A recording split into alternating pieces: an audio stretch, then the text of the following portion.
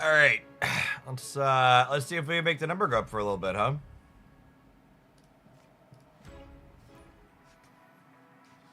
Hey, things are a couple of resubs to start this morning. Not my dance. Appreciate the 16 months. K Shark Band coming in hot for the 21.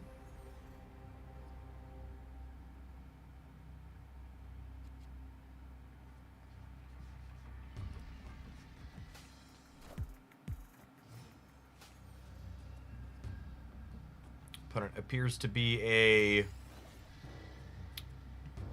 Wiccan Enjoyer, which is probably good for our copy of Gore.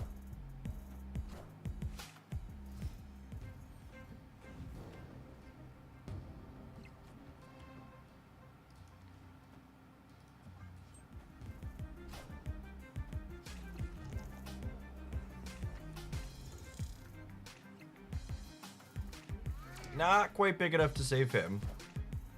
It's probably not a terribly great Fenris Wolf target for them, so that's nice.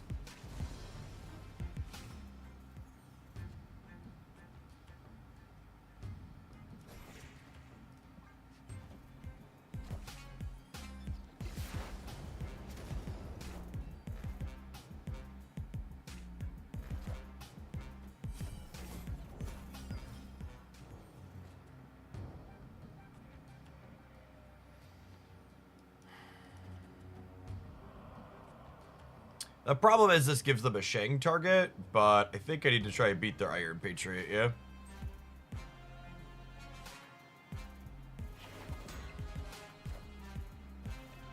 Don't go center.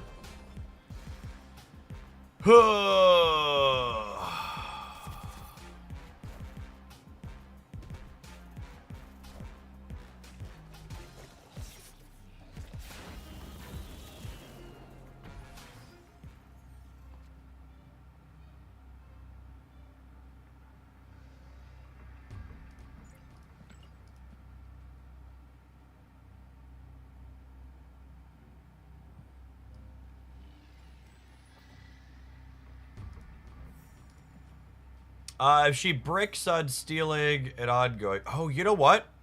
Do I ongoing? Do I do this here? So that way, they can't move the shield. They might lock the shield in here. Yeah. I think I rogue Sam to make it so they can't move the shield next turn. It might mess them up. Oh, to get Legioned on this snap. Oh.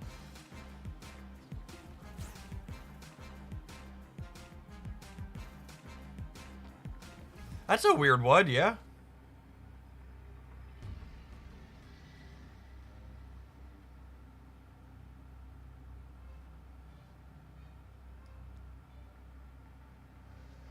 What a strange step.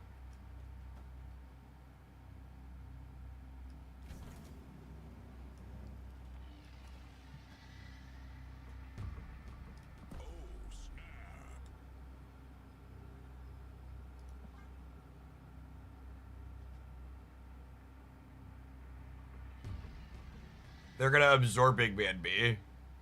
Maybe. They have to win the center too, though, yeah? I think this is just an Enchantress. Yeah.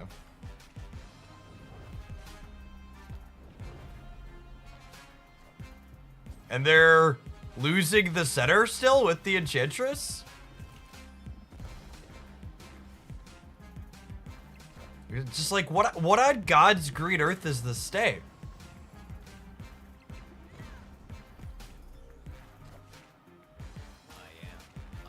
Just absolutely wholly and fully tech card brained.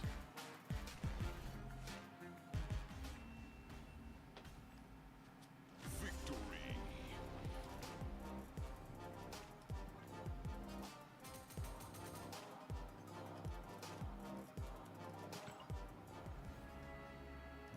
Imagine counting. Couldn't be my opponent.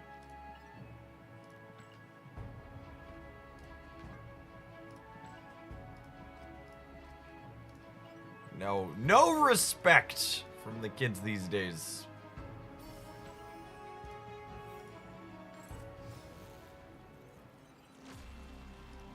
I'm a card gamer. You can't make me read or do math. Yeah. Yeah, solid 8 cuber to start our morning. Ooh. Take some notes on that one. If you're watching on YouTube, press the like button, gamers. Do it.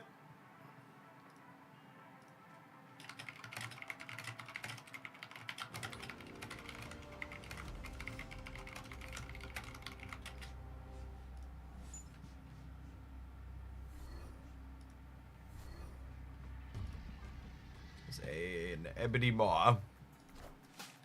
This is our Enchantress danger warning.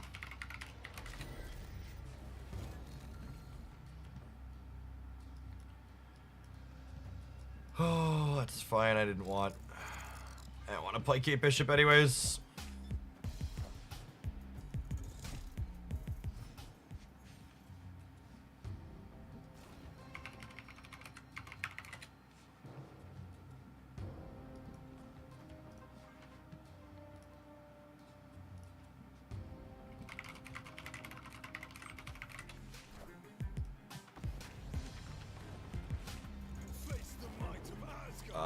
Got me.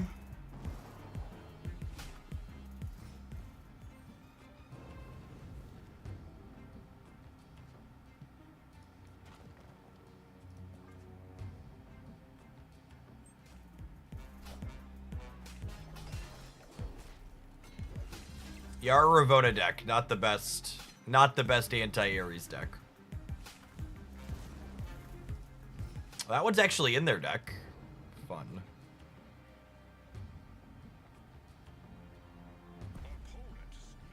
I think we leave here. Nothing really came together for us. They're likely an Enchantress deck.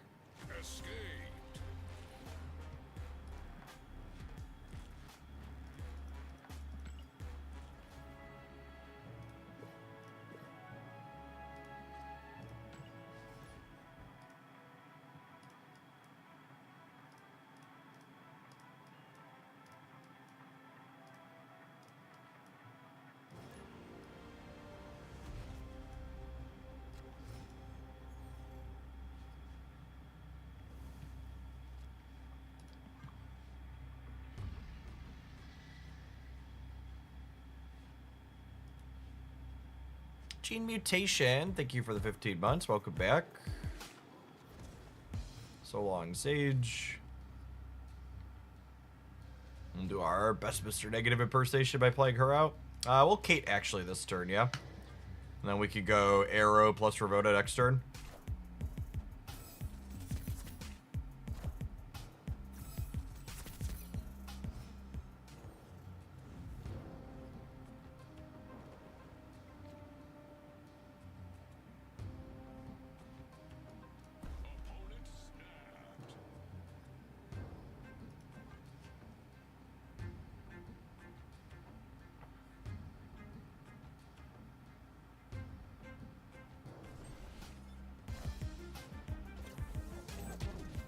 Turn 3 Wicked's pretty good.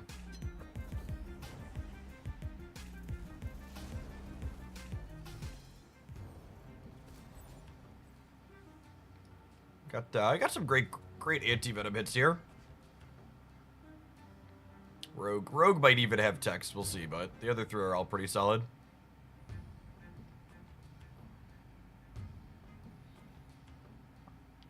Yeah, snapping early with the Vesuvius is fine. Vesuvius is basically a don't snap on turns 4 and 5 location. You either snap on like 1, 2, 3, or you snap on 6.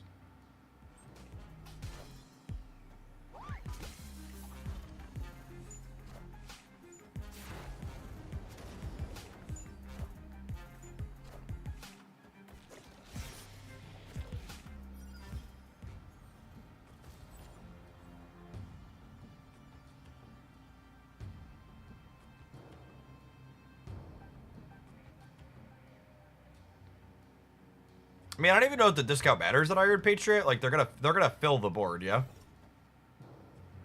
Is the thing.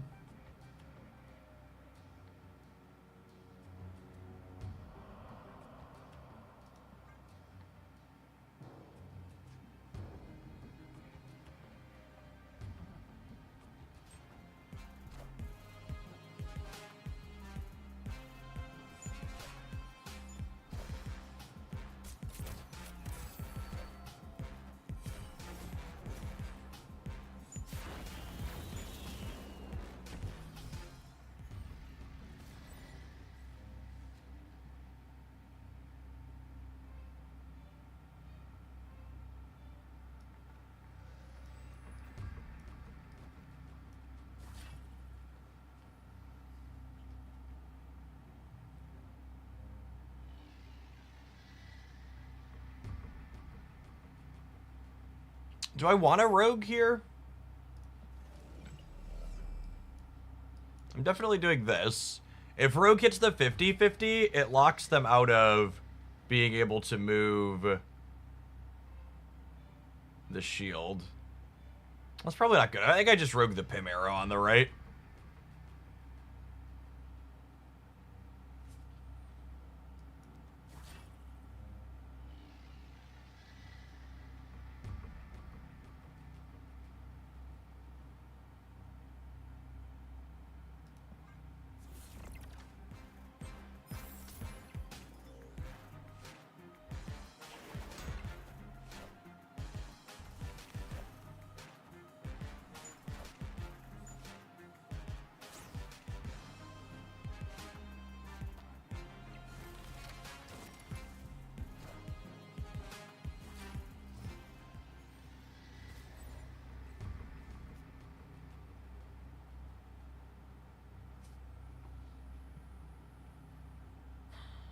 So if they Enchantress the center, they're at 20.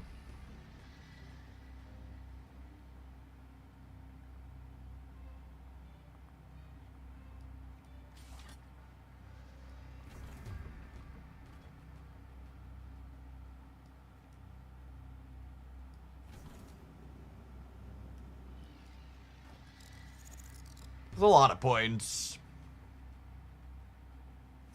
Did I do this in the right order? I did not do that in the right order. I want to do Mystique after Iron Man.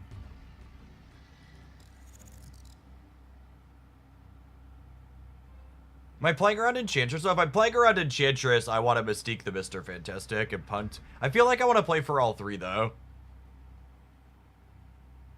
I feel like I want to play for all three.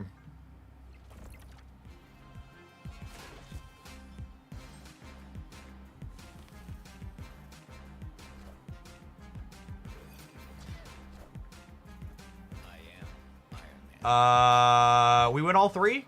Question mark? The power output range of this deck is really impressive. Ravona Moonstone is crazy.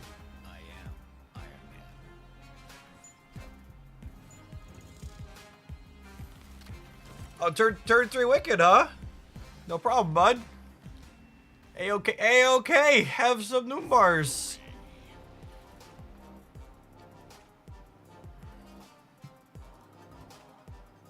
That was their Iron Patriot card, too. Moonstone is a card that's very high on the Jeff rating for cards. Philly! Thank you for the 107 months. That's an eternity. We missed you at cards the other night, David.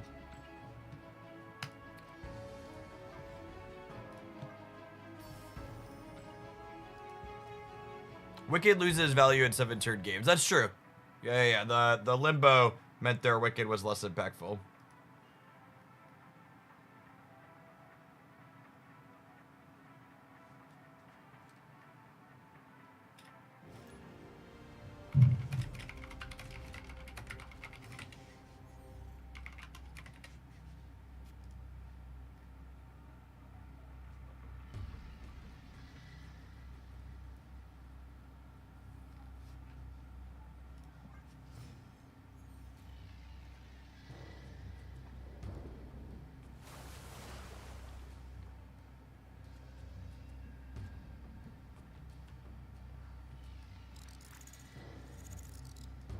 I have a small house game of cards I play with some other folks that are local.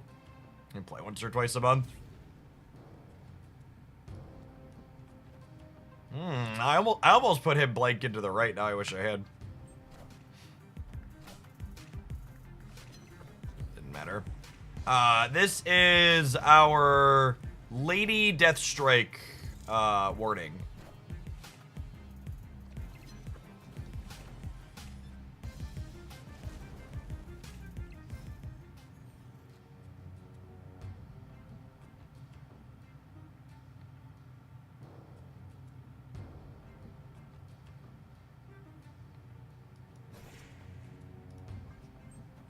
Is anti-venom important for this deck? kinda.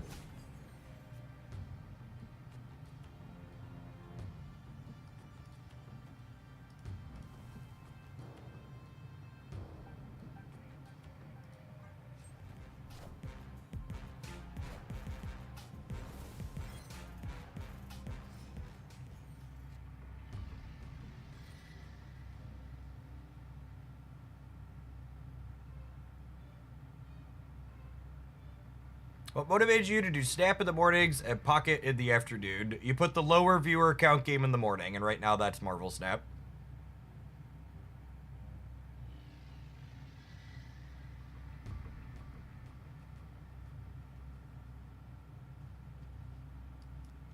I think it's just gore.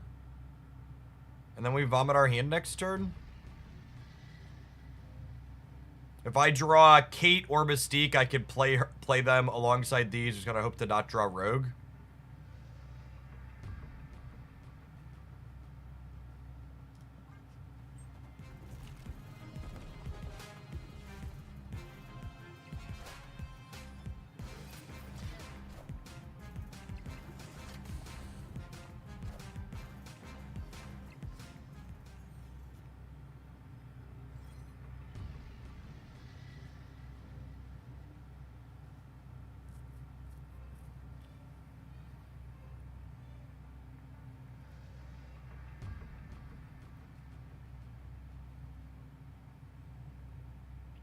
So I'm playing out 2 more ongoings, which gets me a bit more here.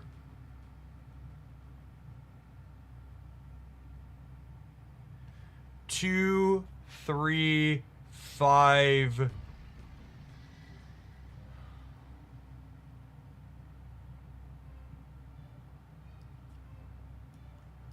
What if I do this?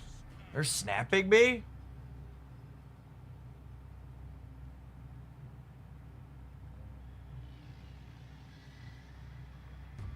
I don't know. This seems kind of really good for me, yeah?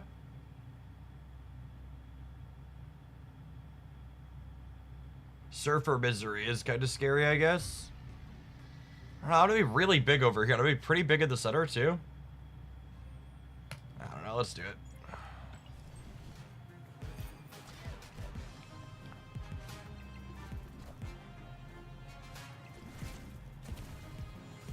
What?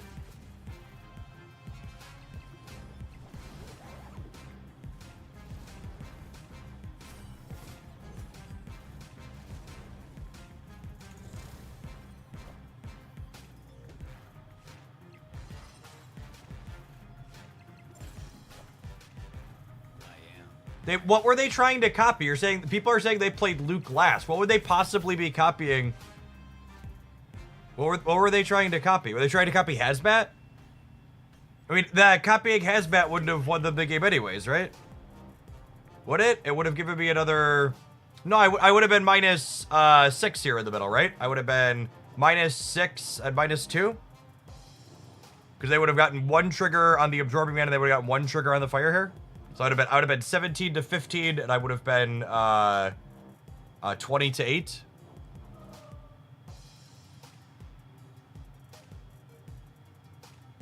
Oh, would it have been 3 extra?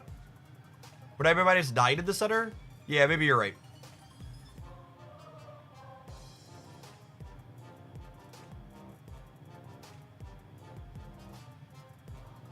I could have also won the game. I could have also won the game with Mr. Fantastic in the middle playing for left and right, yeah? Playing for center might have been wrong, actually. Was my better play Mr. Fantastic here, and then, like, Sage here, and Iron Man here still? Maybe that was better? If they would have tripled Surfer, they would have gone to 32 over here. And if I would have Mr. Fantastic here, we would have been 14, 28. No, I guess triple Surfer could have gotten us.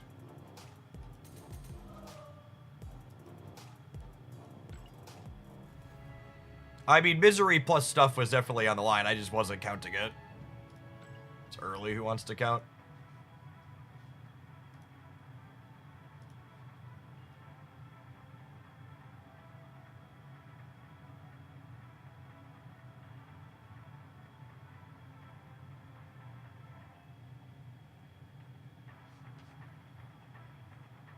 Covain, thanks for the 6.5 years. Welcome back. Jareth, thank you for the almost 5.5 years. Sorry, I missed it a few. Romaine, thank you for the 1/4 of a year. Iron Patriot and Moonstone are both equally appealing to me. Which should I buy? I think Moonstone's a better resource investment than Iron Patriot.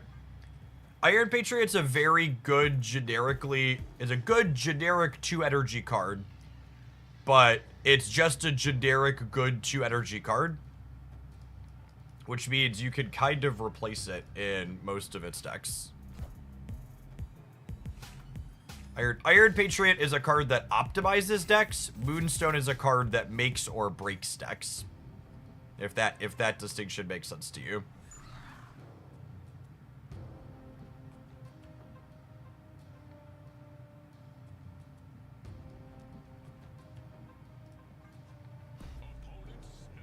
I think I leave here. There's a good chance they're an Enchantress deck, and the board, my hand are awkward.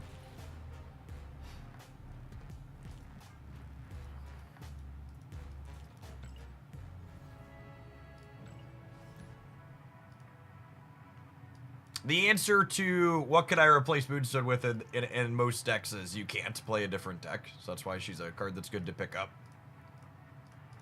If you're torn between different Series 4 and 5 cards generically, or someone watch at home on the Hoaglandia Snap channel, there's an updated Series 4 or 5 tier list we did pretty recently.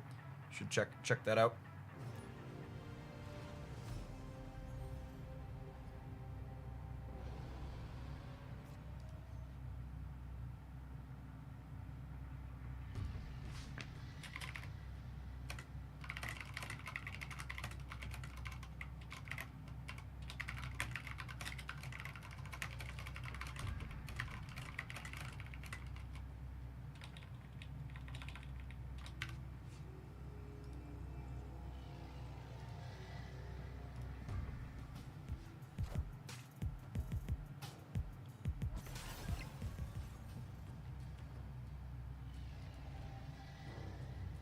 Rob Bavol, thank you for the 21 months. Good morning, good morning.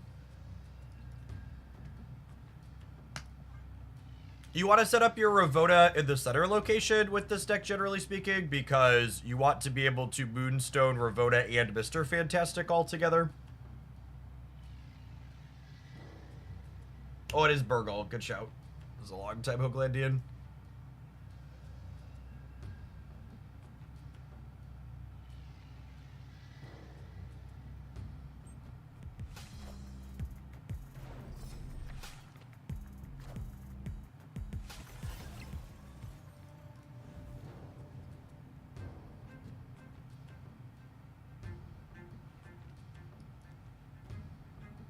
A fellow Ravoda enjoyer. I was going to get rid of Edge Report rather than fighting about it.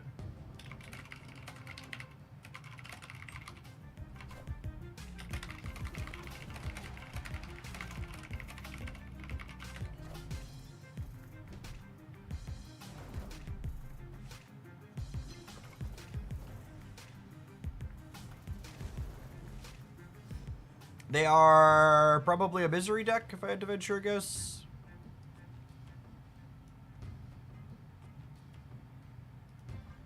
This Anti-Venom's only okay.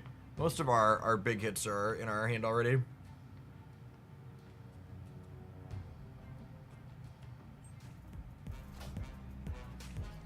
And something I liked about the build you were playing the other day without Mr. Fantastic, it doesn't force you to play center. Yeah, that's true.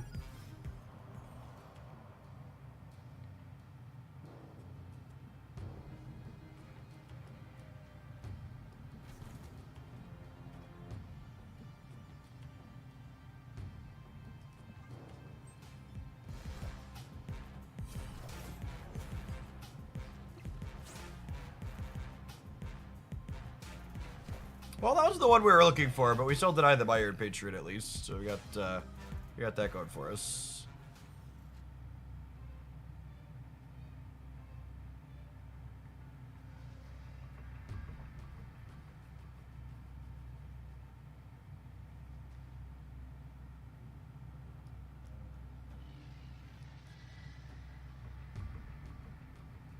I think it's this into Mystique, copy the gore. We're a little awkward on getting more points into here because we can't play one cost there.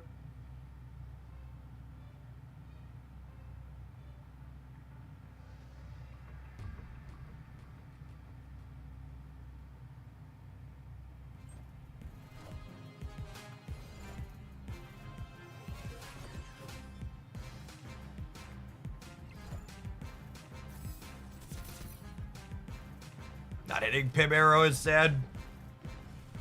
Although I guess this gives us 2 odd reveals for Gore.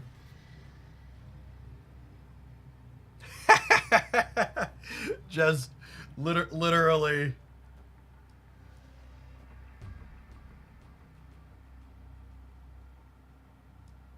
Literally can't play any cards here. That's so funny. I think I play the basic arrows, so these 2 have, well, do I... Mr. Fantastic, just in case they, like, interact with my Gore. I thought we were going to have priority here, but we're actually short on it. They could take our Gore away before we get to copy it. Choice! Thank you for the 58 months. Appreciate that. Welcome back.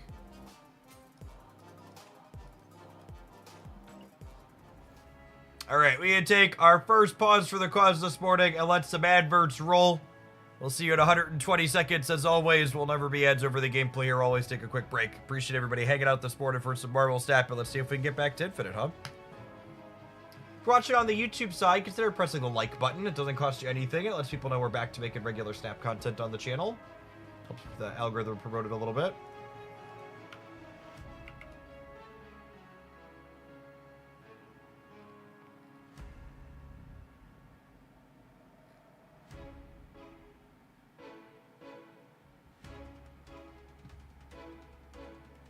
Ooh. China announced their first retaliatory tariffs. We're down another 265. We've only been open 45 minutes.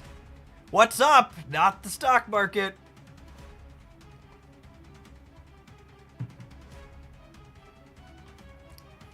I don't know. I don't know who could have possibly seen this coming except for everyone.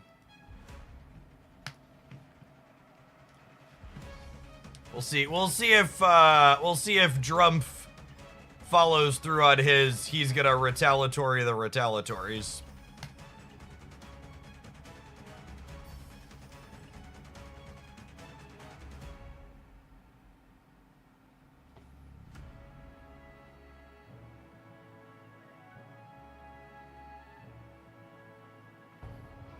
In a way, an implosion is kind of a stock market boom. That's true.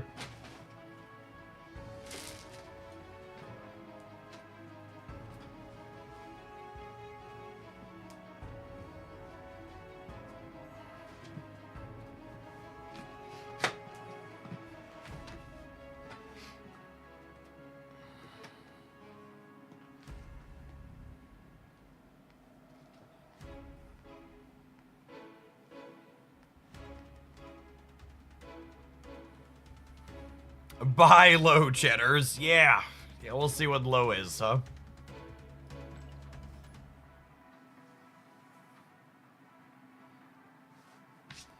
I'm resisting the urge to pull more of my stuff out of the markets. I had already pulled some of it out, so my things are down, but not quite as bad as all of the red, but we'll see.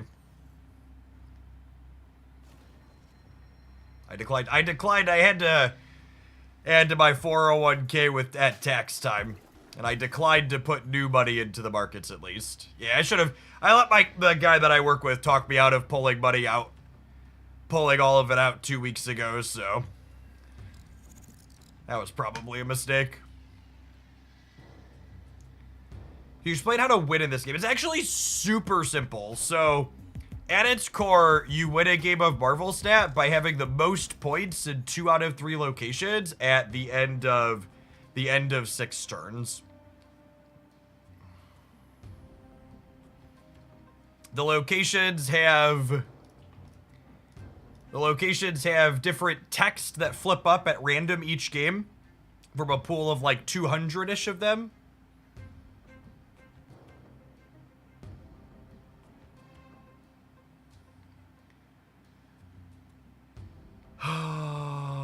I don't know how we ever beat an Enchantress with this location set up. Normally this deck can play through an Enchantress by... I'm actually just going to leave here. Normally this deck can play through an Enchantress by spreading out its stats across 3 locations, but the fact that I'm not going to be able to play for Altar of Death, because anything we play here gets destroyed, means that we're just kind of cooked.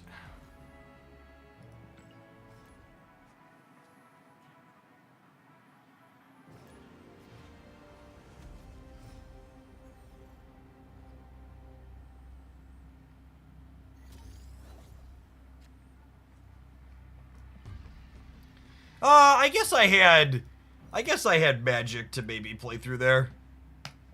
It's fine, we were rewarded with a bot.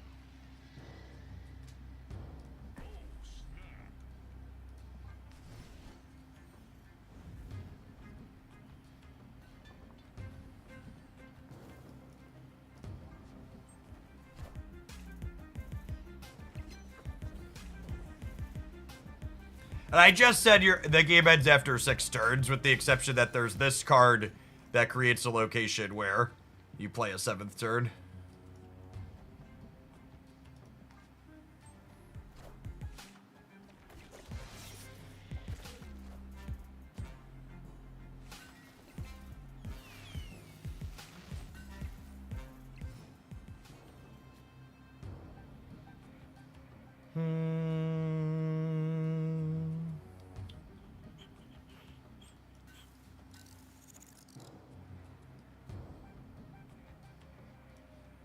So this is AI opponent, so I don't really need to play too terribly carefully here.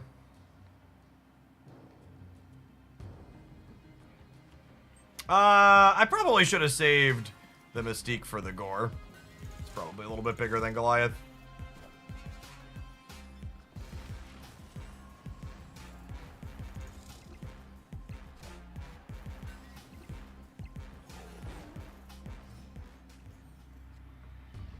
The card cost is in the top left, and the card cost in the top left and how many points they add to the location is in the right. Actually, if I do this, it's probably fine, yeah.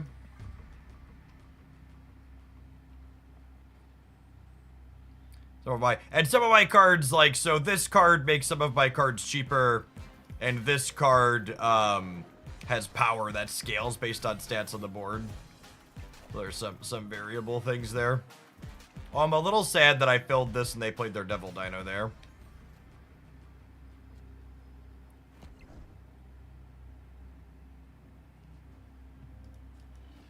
It still probably wins the game. Nico would never take my cubes, chat. Or a pal.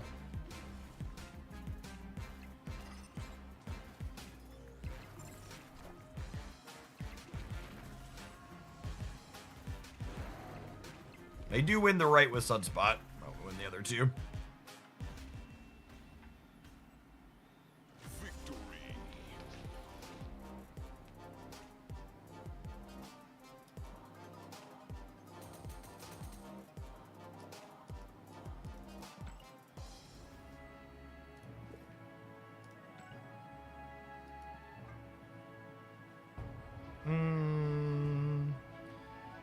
We'll do that one eventually, probably.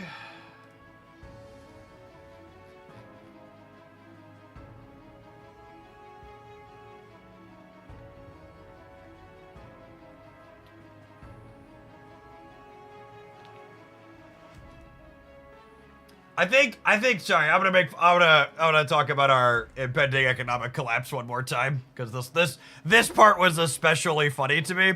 Someone, Gap, if you're hanging out in chat still, this really made me laugh last night. So one of the dopes from this administration shared this equation, that how they worked to calculate their tariffs or whatever. And they added 2 Greek letters to the bottom, and then they go on to explain in the paragraphs that one of them was set to 4 and the other one is set to 0.25. So they added 2 extra letters here to make it look more complicated that are actually 1. Because that is how very serious and real this administration is. These are the types of people. This is just like the type of stuff that like the junior high kids and high school kids do on their math homework.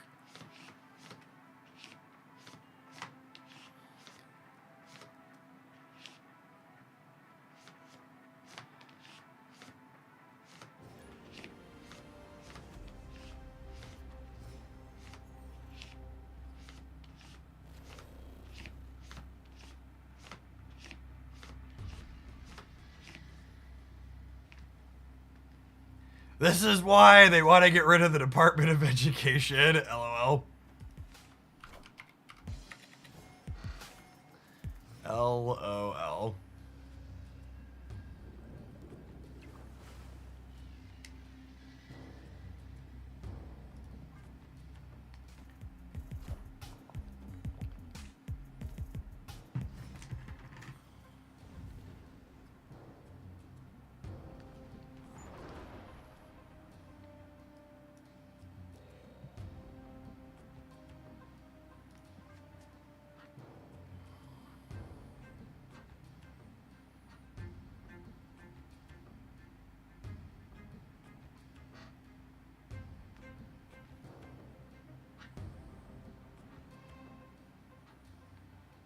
Yeah, we'll see how it goes. I'm not planning to retire for a decade anyways or more. I'm 30, at least 2 decades, so hopefully it all balances out in the wash, or it all crumbles and none of it matters anyways. We'll see.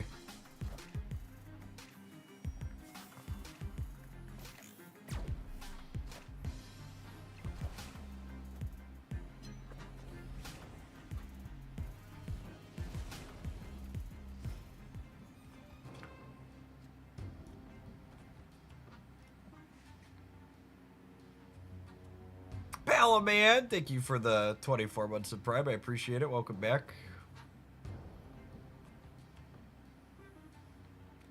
A stockpile of bottle caps for post-world currency. That's going to be it, right? Yep. That's what I heard.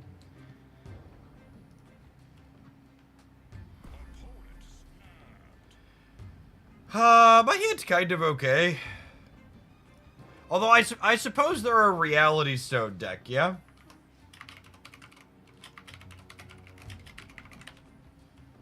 So I can't depend on this happening. My hand's probably not good enough against a reality stone. I think I need a turn 7. So reality stone resets the location, so I can't depend on limbo here.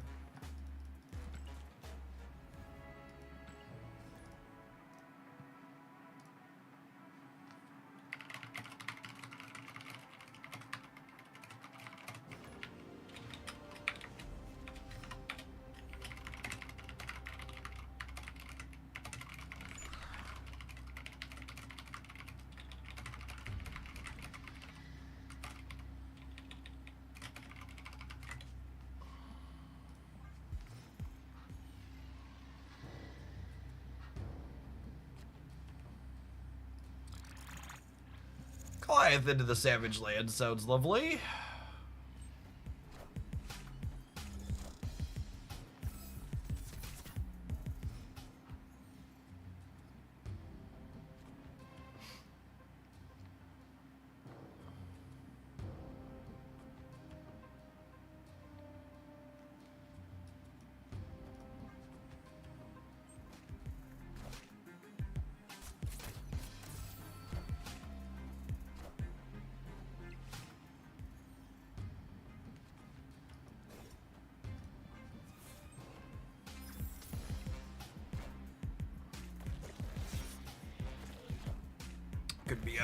Could be a mirror match here.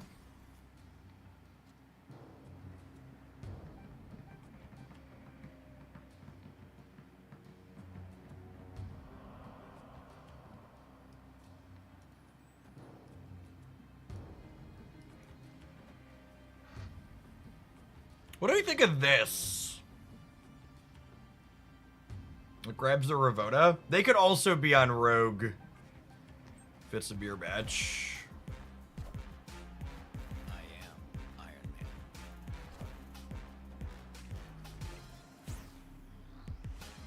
Well, Rogue worked out better than expected. Definitely a beer.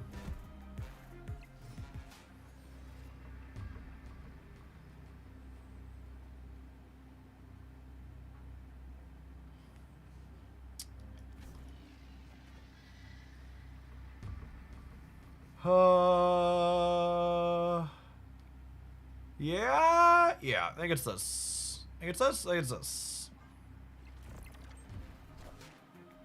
I am Iron Man.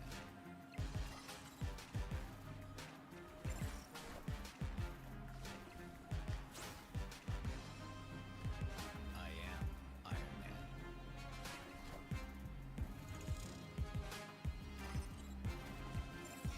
Yeah, GG. Would I have one with Sage in the middle? No, I don't think so, right? I'd have one with Iron Man on the right. Which maybe I should be playing around if we know it's a beer. We know they're on Rogue.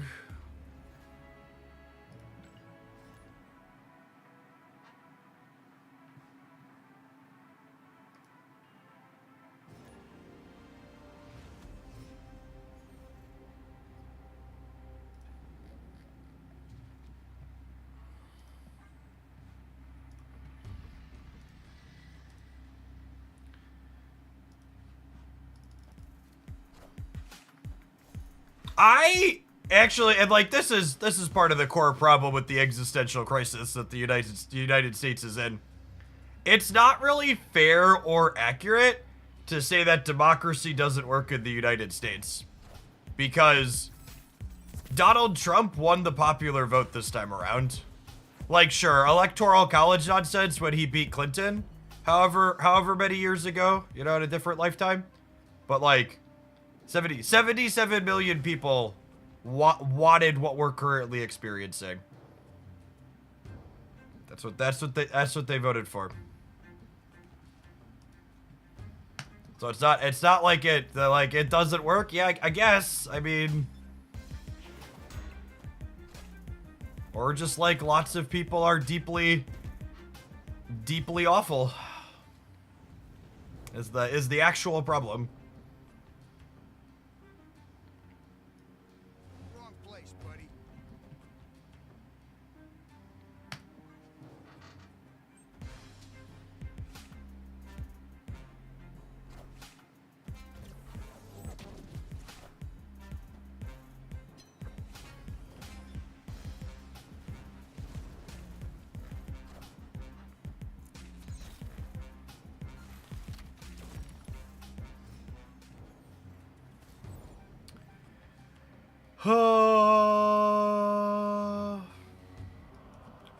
I'm just getting the grapple arrow trigger out of the way here.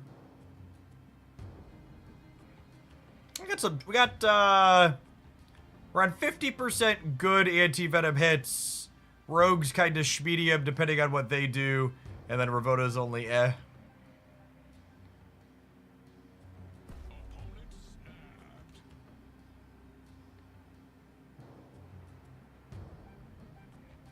They are Thanos, so this could be I have a Reality Stone snap, but I think we're in a position to play through that this time around.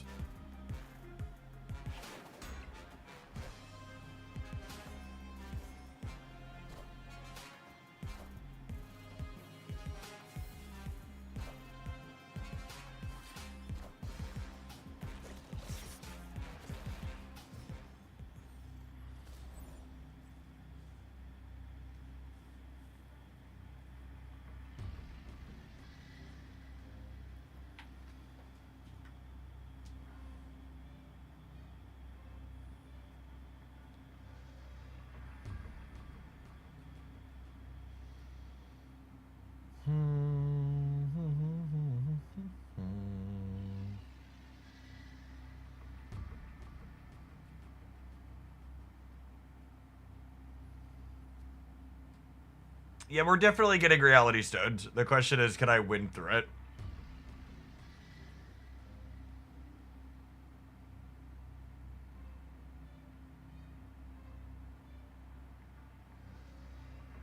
I think the answer is no, unfortunately.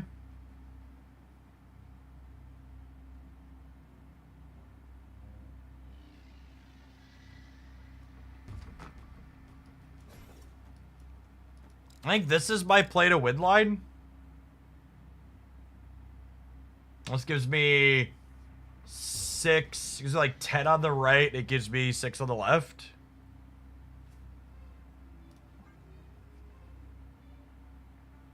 I'm gonna stay, but it might be wrong. Kind of banks on them not having big points to put right.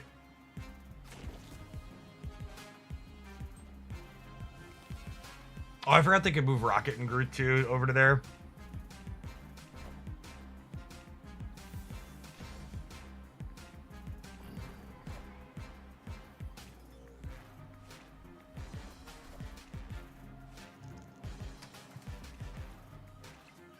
Oh, buddy, old pal! Oh, buddy, old pal! Noise, noise. Whew. Never doubted us for a second. Never doubted us for a second. Snap back to reality. Oh, there goes gravity.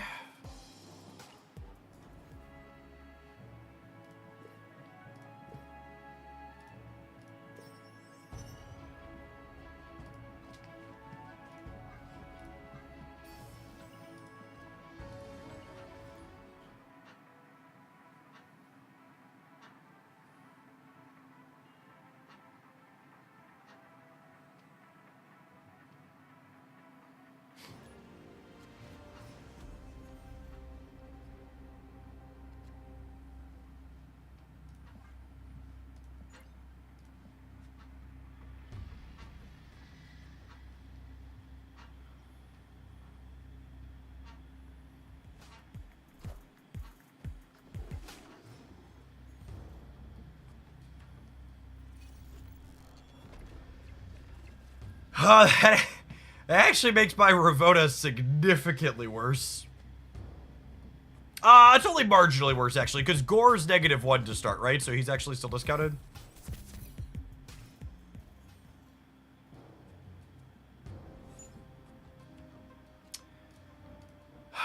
That's really annoying.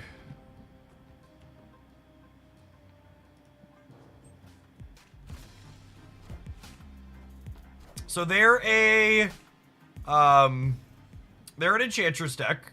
So the way we try and play through the Enchantress deck is by making sure that we can play for all 3.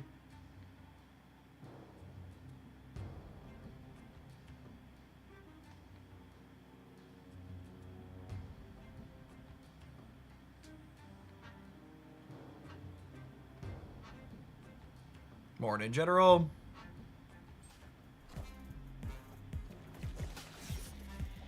What's your typical peak viewership? Somewhere in like the 11 to 2 p.m. range, typically. That's a sweet one.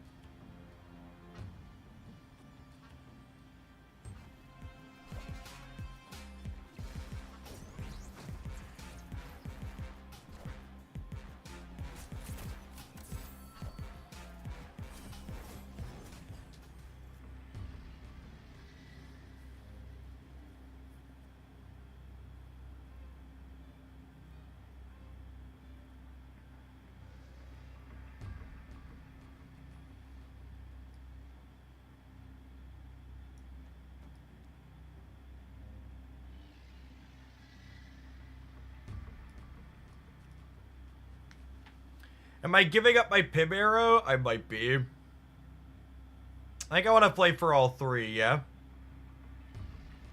So Sage is 2, 4, 6, 8 in the center. I guess she's also 8 over here, yeah?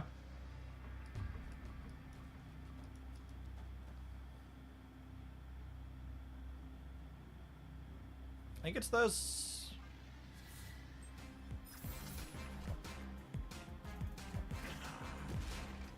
Oh, I forgot about Scar. I don't think Gore's big enough for that. Oh my god, we lose it by 1 freaking point. Because of Wakandan Embassy. Nah, I guess we both got Wakandan Embassy, so it's kind of a wash. Swap Gore and Mystique. No, the Gore is +1, so he's my biggest. He has +2 from Wakandan Embassy.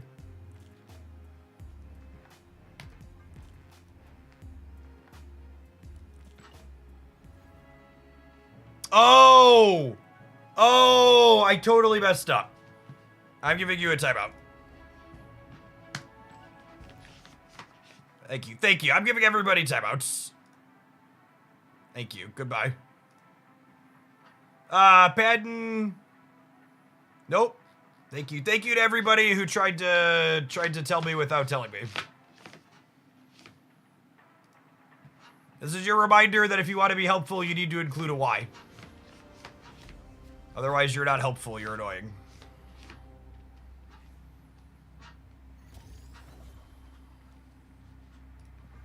You're gonna be too slow to be useful anyways. You might as well be helpful.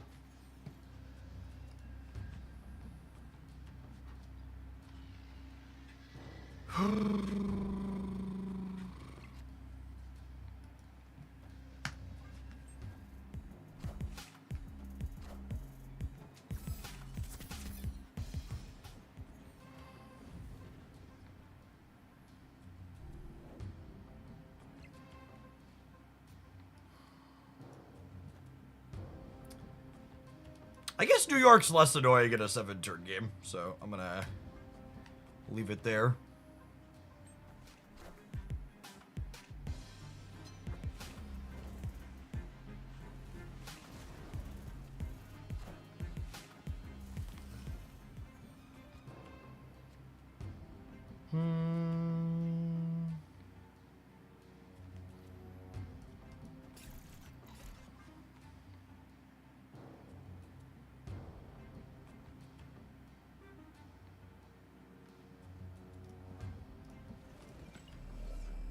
I don't really love any of my plays here.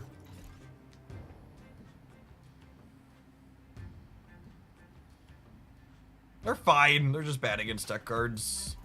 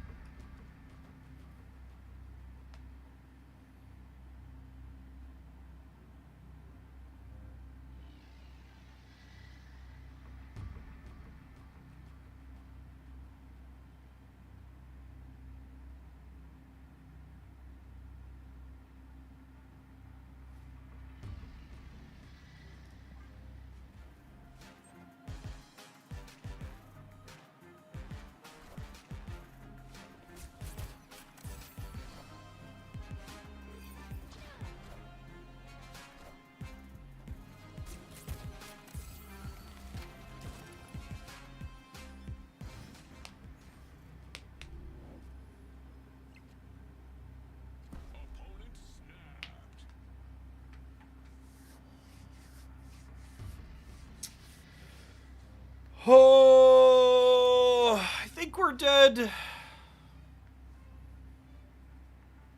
My gore is only 11, right? Yeah, I think we're dead. I'm not gonna pay out the boomer. Escaped.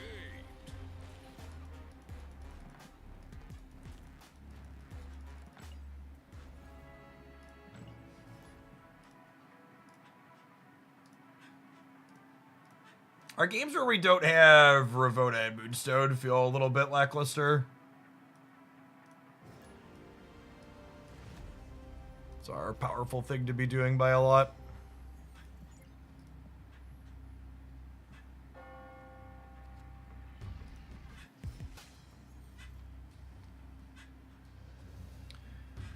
I think generically Enchantress being... a 4/6 is fine. I just think Marvel Snap's release cycle and the way tech cards work tend to make certain tech cards feel extra bad periodically, like Enchantress and Super Skrull.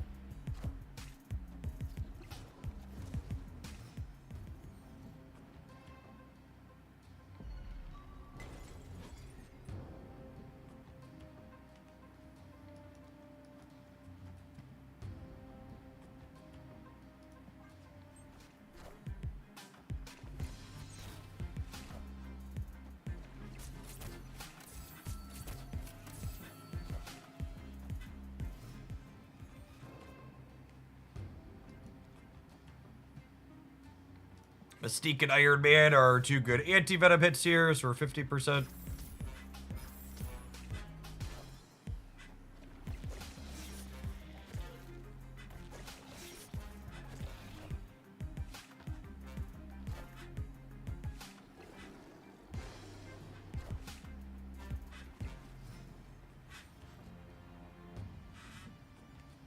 That's pretty good too.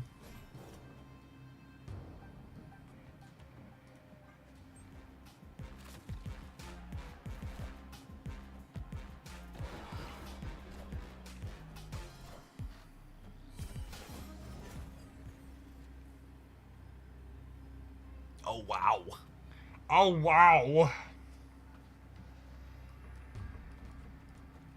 We'll put Mystique into the Moonstone path, because you can teach a dumb dog new tricks. I'm not winning the right even with Gore there, though, yeah?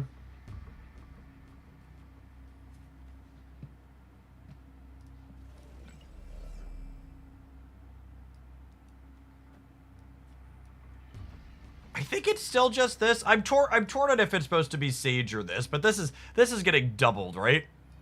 This is currently 14. It's gonna be like infinite points here, so I think I'd rather just head Sheer.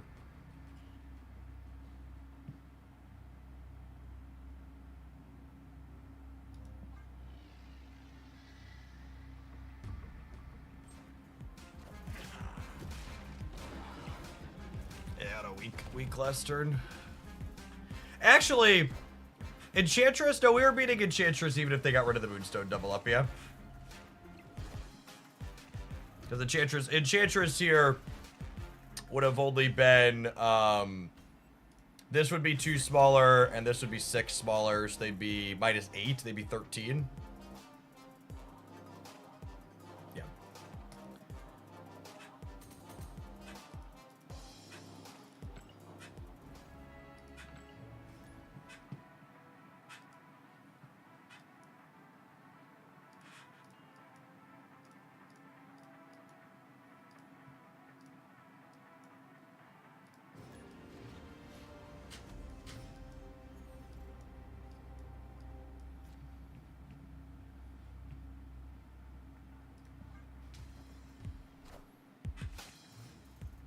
Discard. I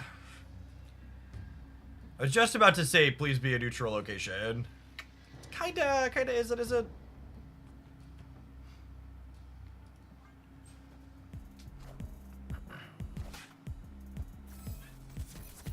They're a deck that likely will not be interacting with us. So we just get to kind of do our thing.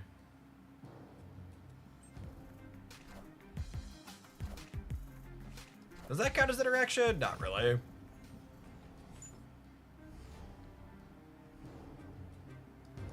Alright, so nobody's playing cards next turn. Which I think favors us, right? I think they need more setup. Snap here, because we're gonna have a blowout turn 5, or blowout turn 6 with the Moonstone on the Ramono. Like both of us effectively taking turn 5 off is good for us.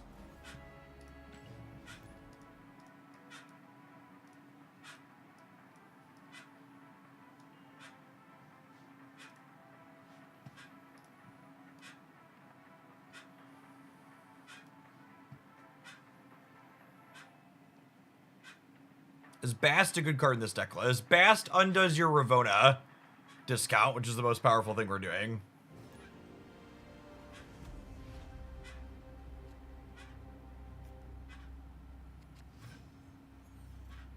Three Smith. Thank you for the 69-month resubscription. It's a long time. Welcome back. Yeah, the bike's been a little noisy lately. It's about 2 years old. I need to grease it up or something. When I'm not talking, it's more apparent. Normally I've been muting when it happens, but I'm feeling lazy this morning. It's been a long, how long has it been since November? 6 months now?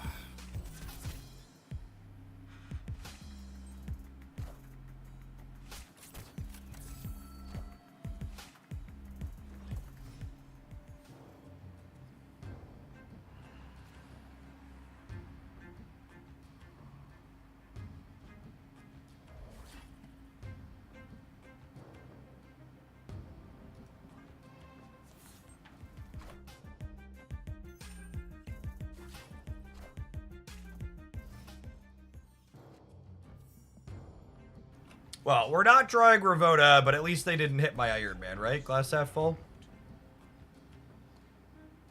I feel like I'm in an okay spot.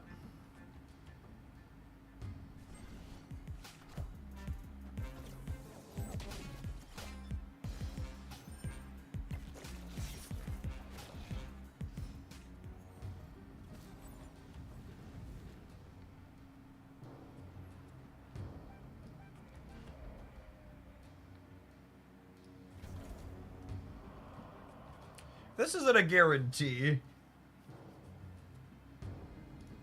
Because they're a Reality Stone deck, but...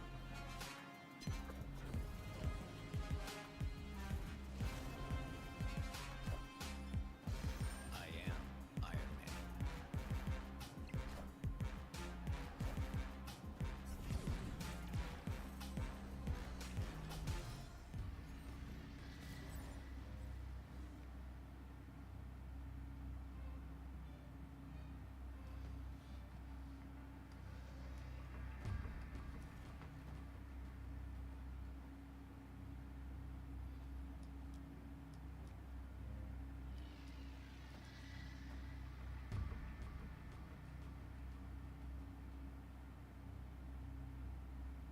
Phantom, thanks for the 20 months. Welcome back. Code DB, thank you for the 2 years.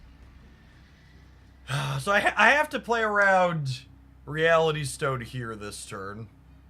So I think it's this.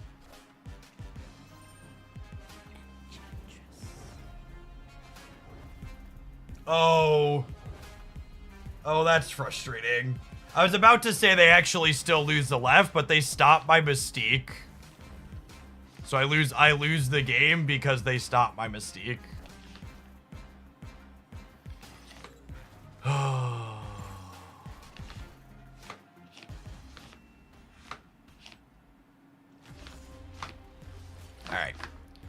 This deck was okay, but I think I've experienced enough Marvel Snap getting tech carded. So we're gonna take a pause for the cause to let some adverts roll, and we're gonna play something that has not a debilitating, crippling matchup against Enchantress, because that is what Marvel Snap is a lot of right now. Thanks for hanging out. Don't go anywhere.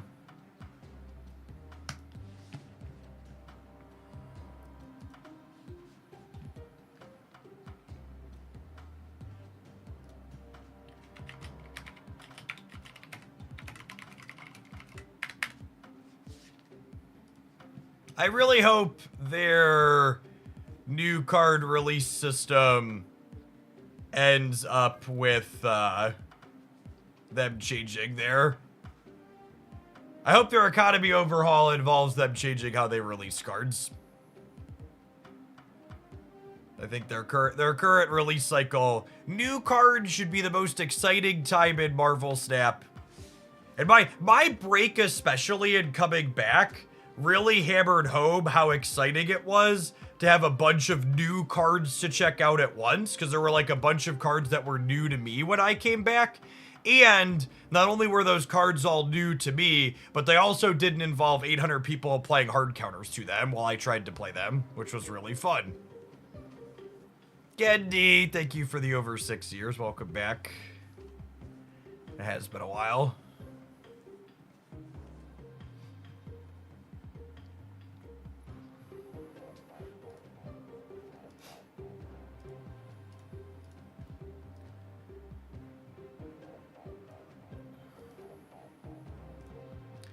OTA Day is Snap's closest thing to multiple releases. Yeah, but even those, I feel like we don't get big OTAs anymore. Like, they're still doing well in terms of, like, overall game balance, but we don't really get meta-shifting OTAs.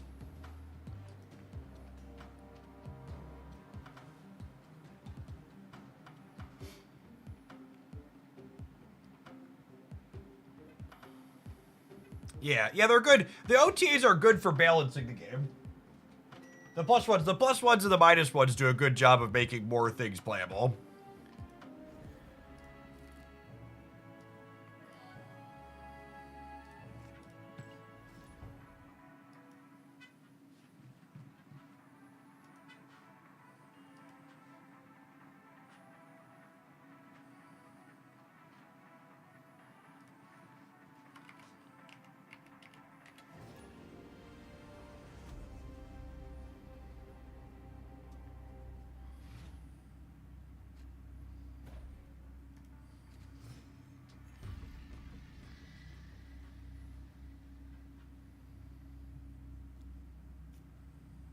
Well, we know what we're doing with Krakoa.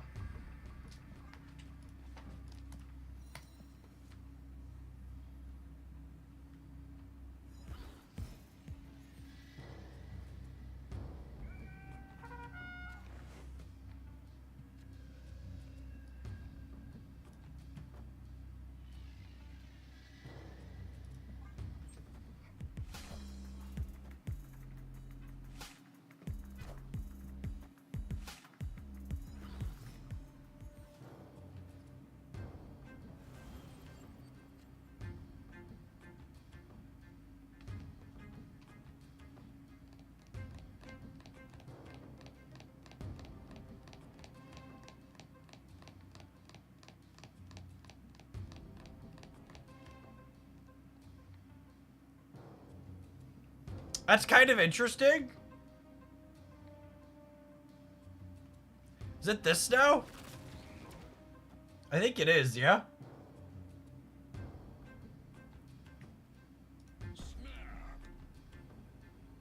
we playing Marvel Retreat, Andy, or are we playing Marvel Snap?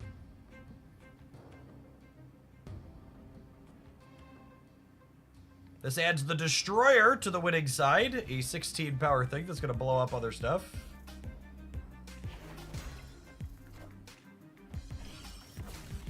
Andy's brave. Staying into the snap with a Vastos. Andy certainly blocks warriors.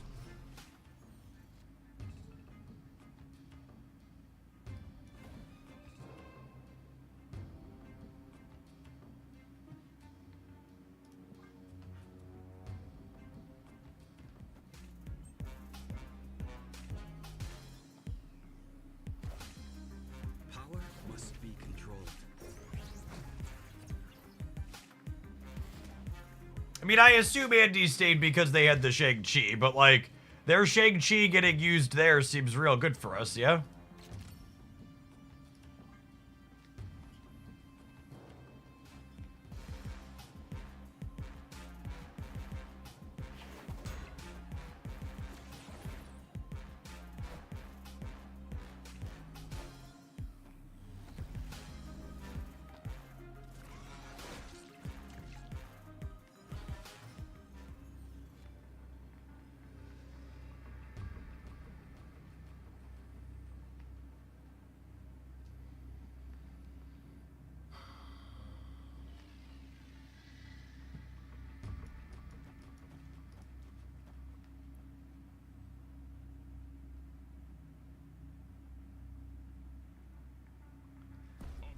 So 16.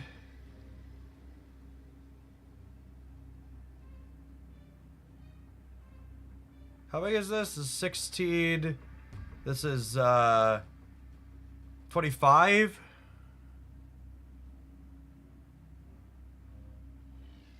Bob will move because of the snap.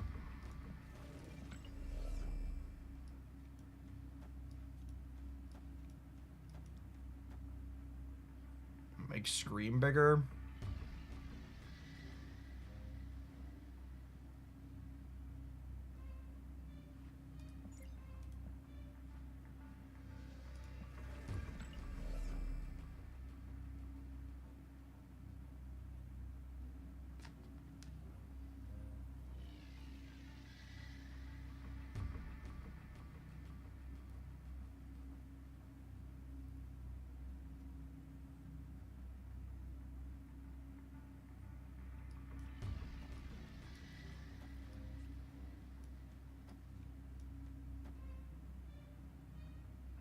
Right, cannonballed left. Yeah, maybe.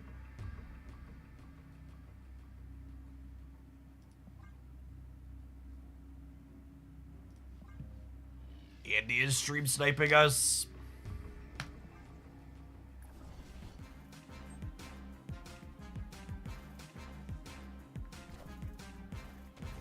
Or not. That's such a weird...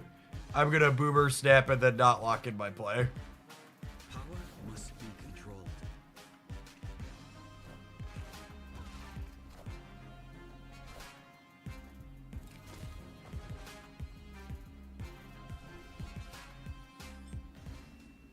I mean, they were dead on the right even if we didn't have Shang, right? Like we were just outpowering the 11 statted miles.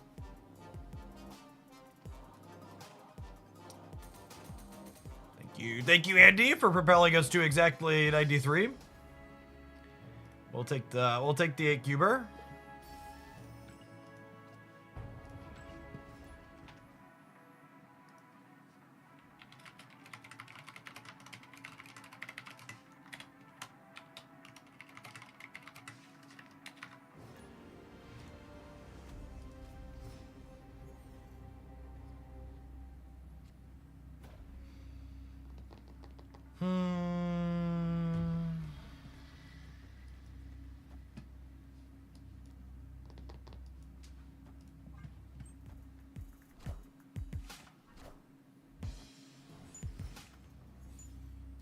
But I'm playing Agamotto.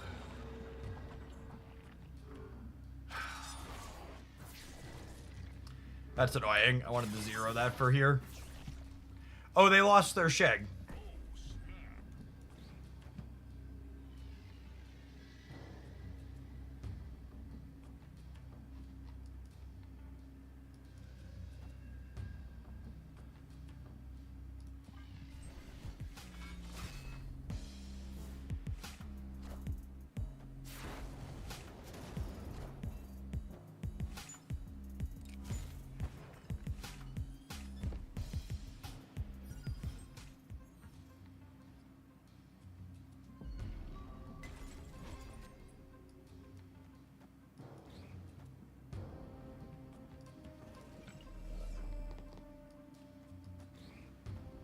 I guess they're gonna get to copy their Iron Patriot card, but I have a Shang I can copy over there too still, so I think this is fine.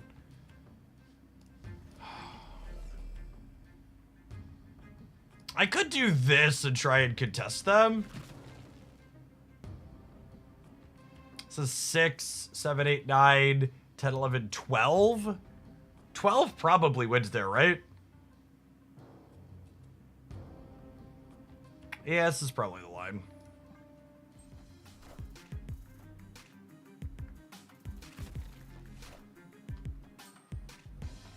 The Panopticron giving us +4 is hard to pass up.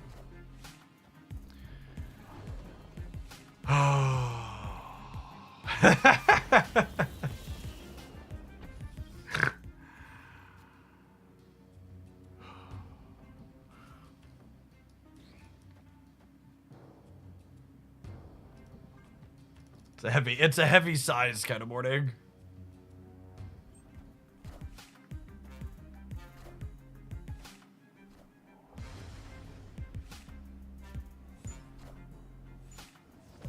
And they got a card that was maximally large that I can't clear with Sheng.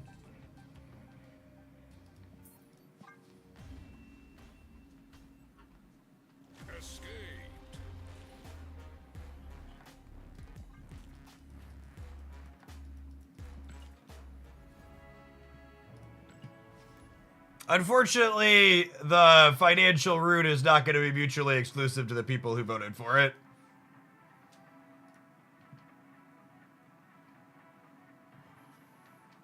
That's the way it works. Nintendo has delayed Switch 2 pre-orders in the US due to the tariffs.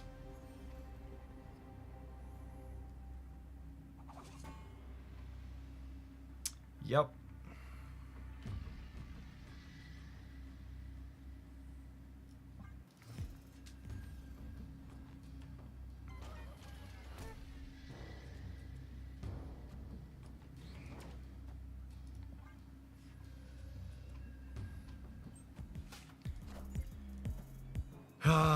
Bot avatar, but human cards.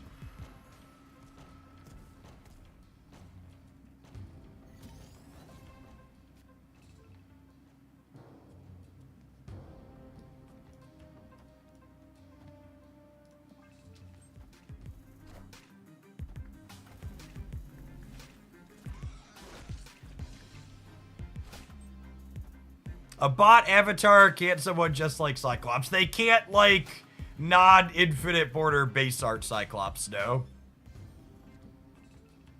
That's illegal.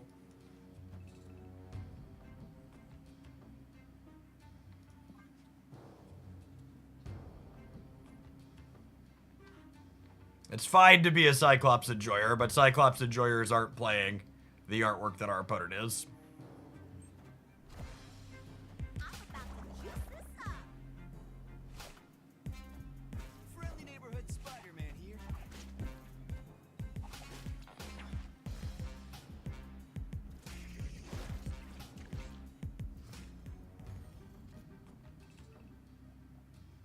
My opinion on the game pricing announcements for the Nintendo Switch 2 are the reason why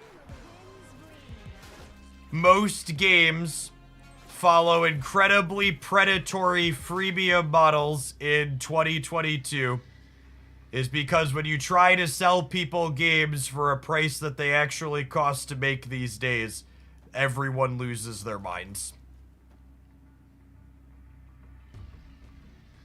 So the reason why there's 800,000 free-to-play games is because free-to-play games make more money and people don't complain about slowly getting squeezed for $1 at a time nearly as much. Yeah, I think they're cooked here.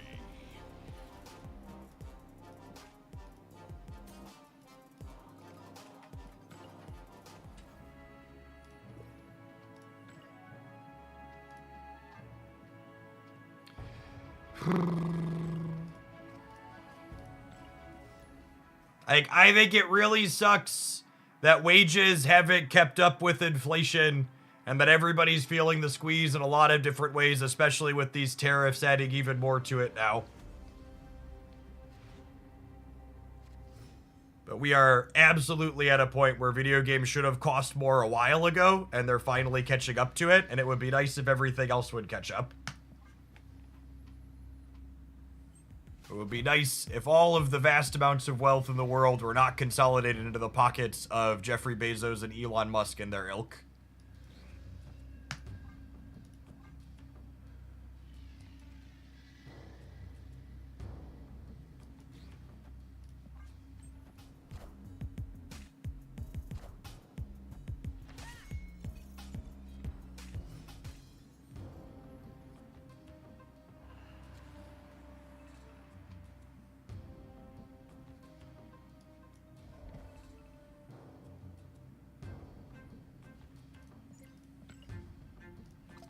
This is a human.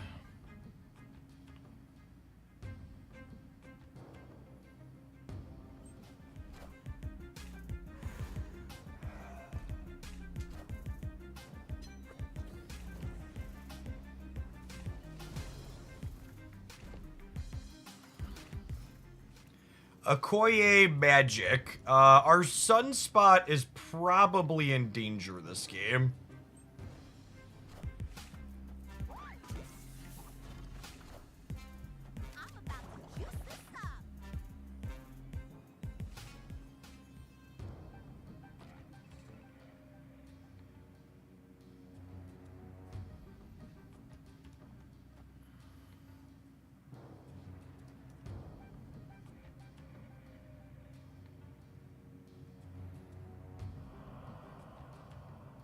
Do I want to draw another card, or do I think this is good? This might be good. I don't want to have priority going into the last turn if I can avoid it.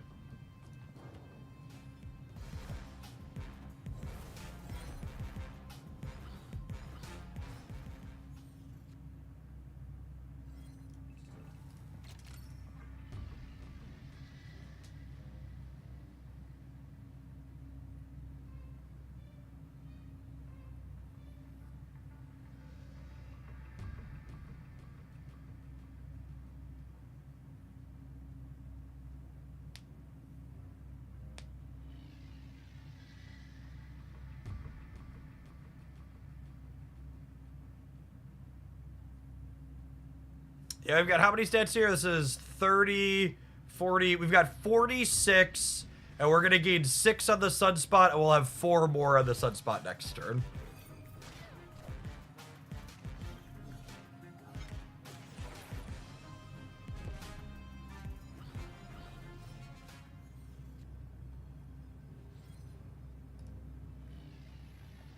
Mobius and Mobius incoming. Wow.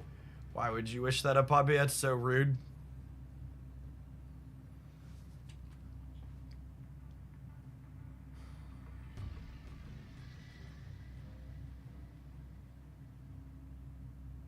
How many points do I need to win the right?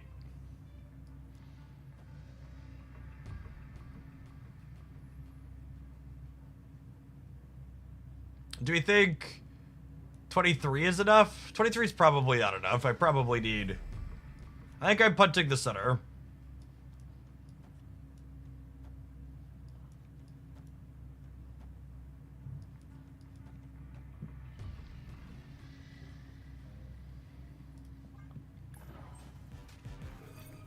So unlucky. A terrible coin flip to lose.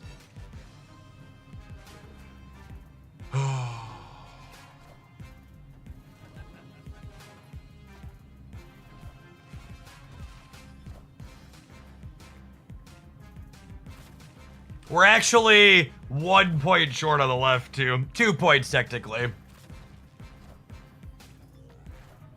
So the coin flip here is, did they play for the center or did they play for the left? And I suppose from a less salty perspective to take, if we expect they are a Captain Carter deck, they are more likely to play for the left. So I think my takeaway for things that can apply to do better in the future is that when we're playing against a deck with lots of buffs in it, that implies Captain Carter, which means we should know they're more likely to play for a location that has room to put Carter in the front row. Yeah, it could be Brood. Brood is good here too. There's another good takeaway. So my incorrect read there is I need to account for them being able to put more stats into the lane. So it's a flip, but it isn't a flip, right? It's a flip, but the other cards that they play imply that they're more likely to play for one spot than the other. And it's not a guarantee by any means, but it's more of a weighted probability than a pure 50-50.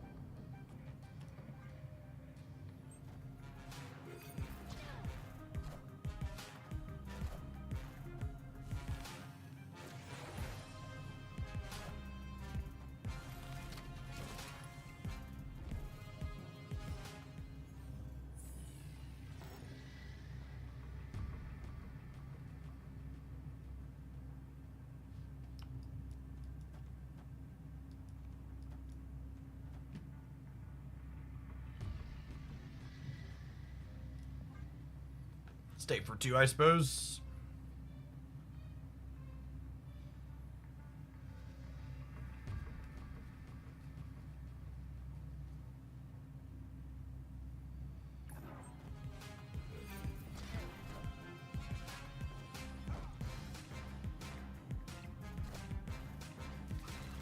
Where would, speaking of the Switch 2 being delayed, where would Switch 2s be being imported from? What tariff percentage currently levied by the administration can we expect on them?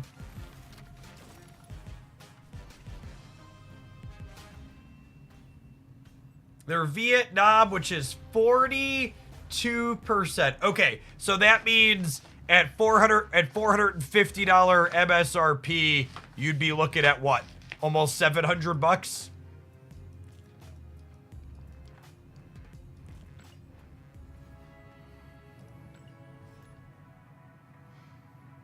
Yeah, I'd probably just round up to 750 at that point.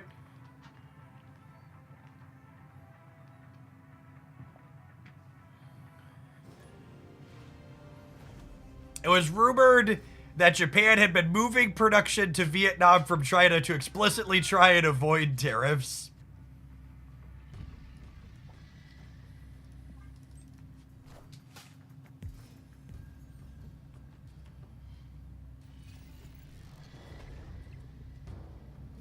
That's, yep.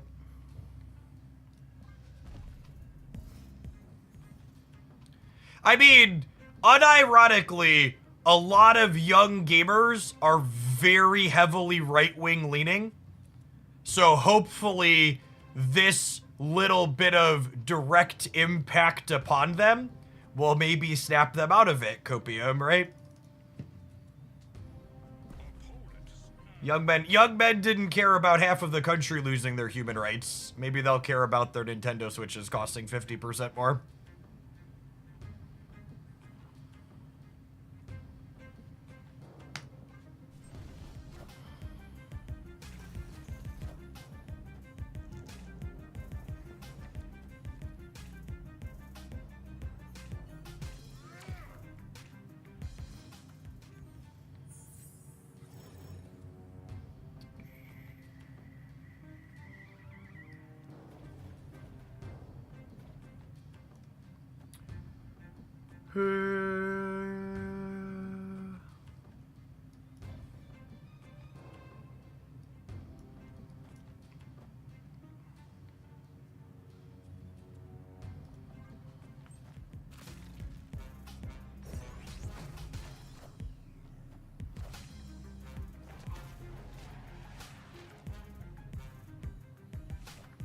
Mario radicalized me.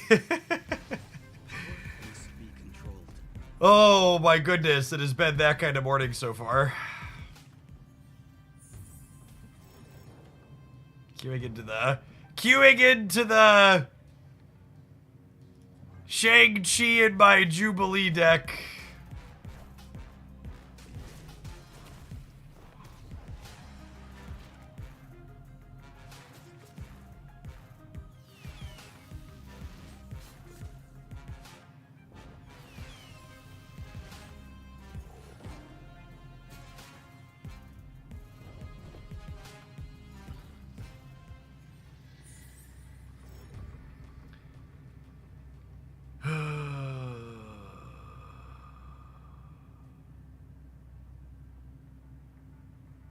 So they're getting plus 12 over here.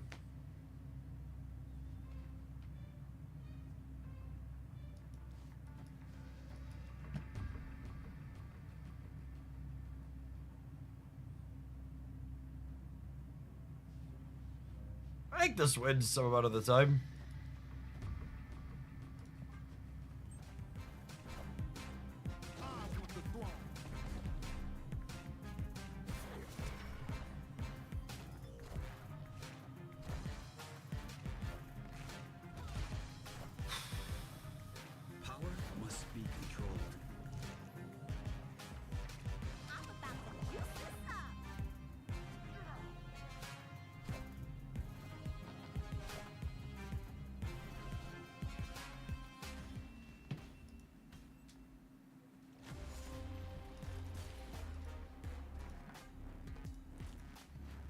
Have some adverts. I'm gonna delete this deck and we'll play something else.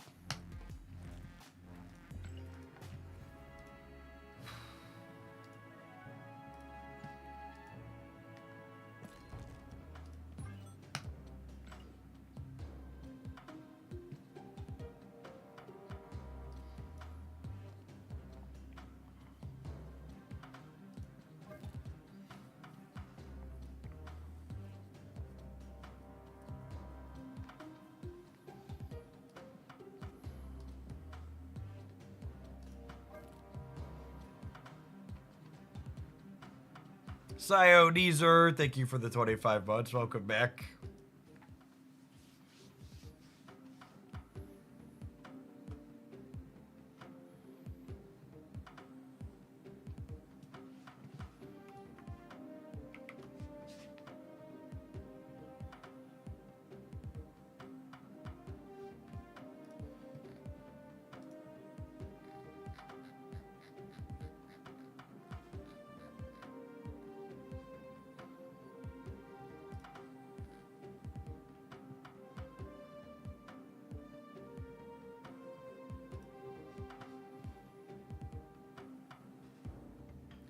Morning, Lord X. Happy Friday.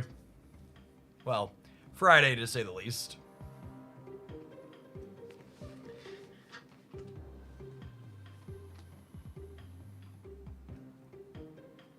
What is the Switch 2 supposed to launch? The beginning of June, was it supposed to be?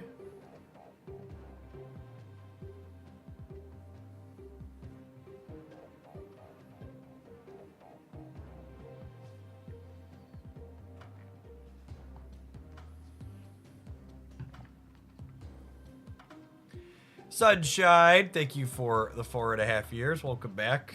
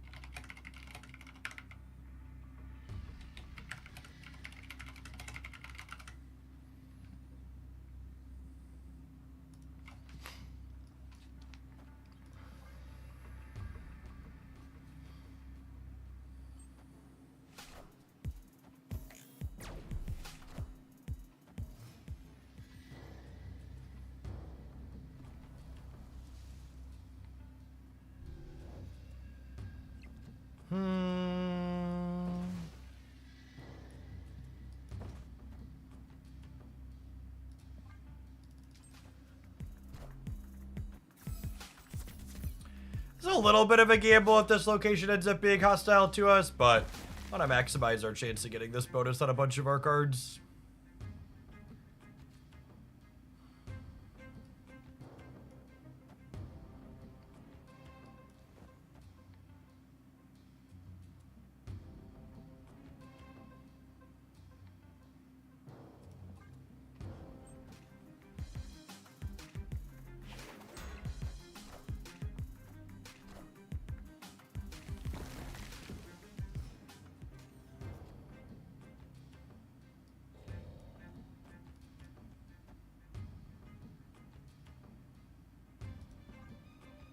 This is still worth it for us, unfortunately.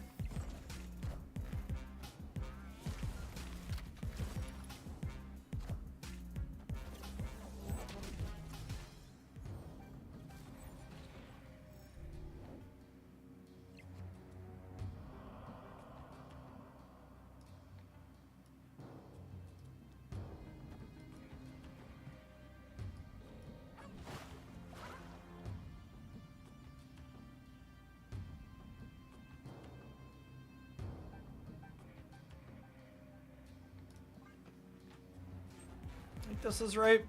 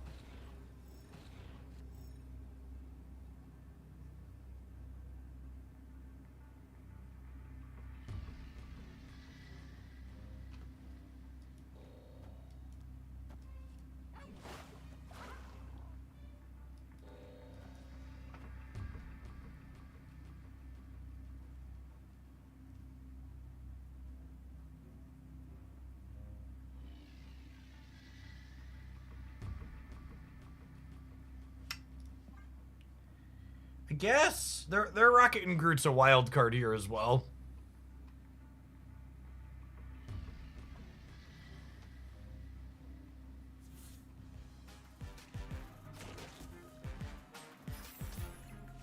Them punching the right is good for us. We've seen everything to live on the left.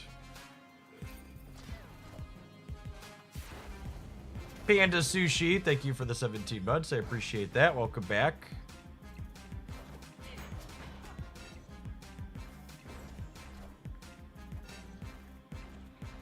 We're winning even if this Red Guardian dies, yeah? Because of his trigger. Alright, I mean, that was a 15 power Captain Carter to start. Not terrible.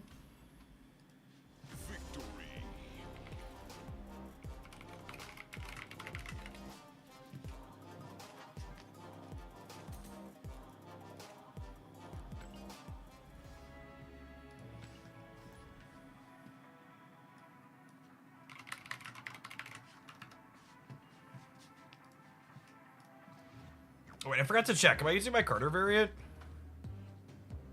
I am not. Forgot we opened her yesterday.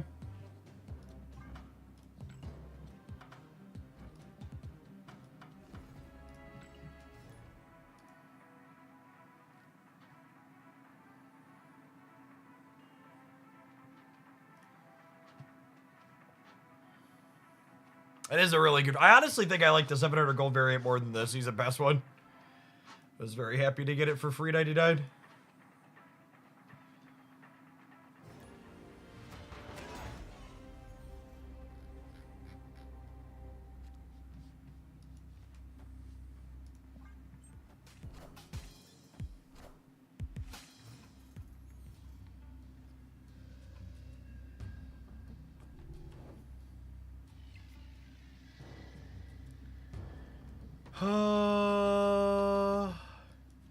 Yeah, I got a lot of good forwards in my deck. We'll play these out.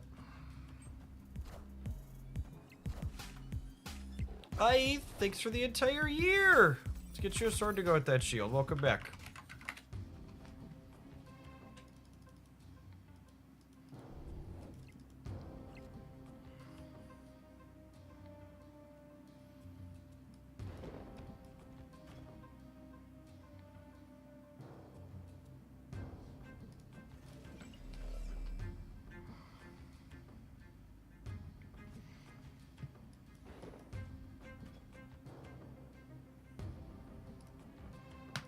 Do I want to put her into here, or do I want to be able to Galacta her? It's kind of close. Wait, they didn't play their arrows into Lake Hollis?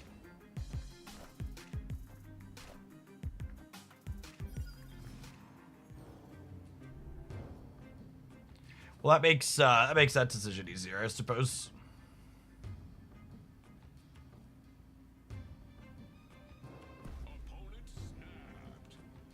I think I'm staying. They're snapping because they're keeping me.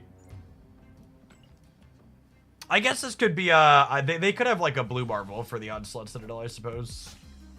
Just Khazar. All right, I think that's fine for us. Clear for takeoff.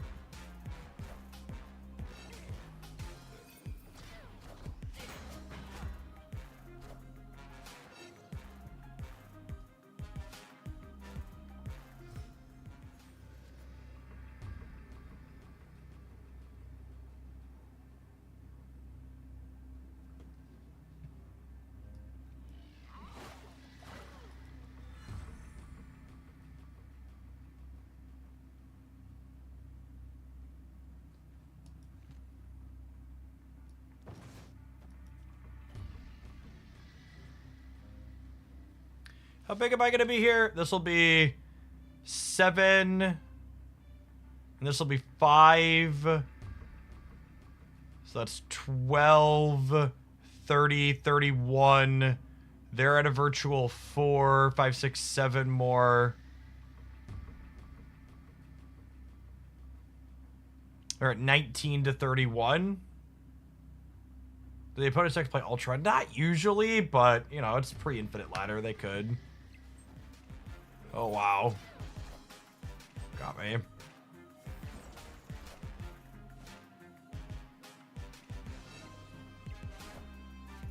What are these, Shauna? Okay, yeah, that makes sense.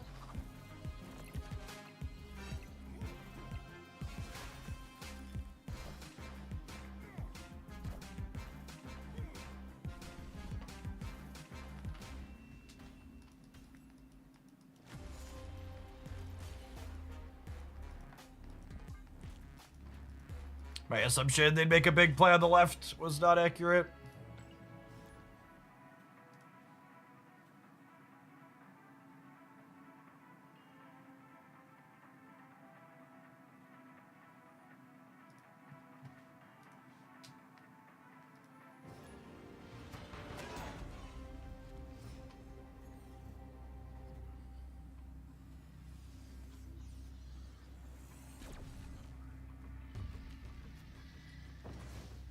I think turn 1 Sam Wilson, Sir Plants, turn 1 Zabu. Nah, it doesn't, does it? Being able to know what location I'm playing it into potentially has value.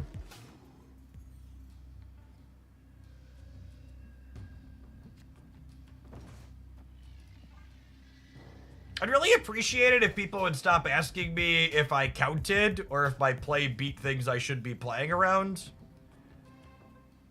We're really more of a vibes-based economy this morning.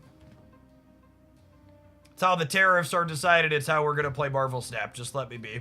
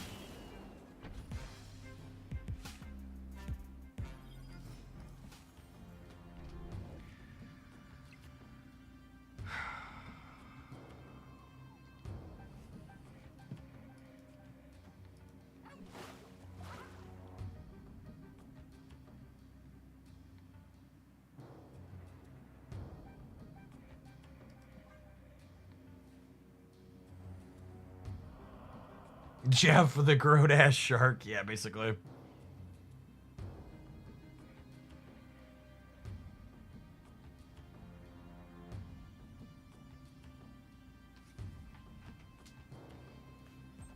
I will say, also with movers is fun. It's been a while since I've played that.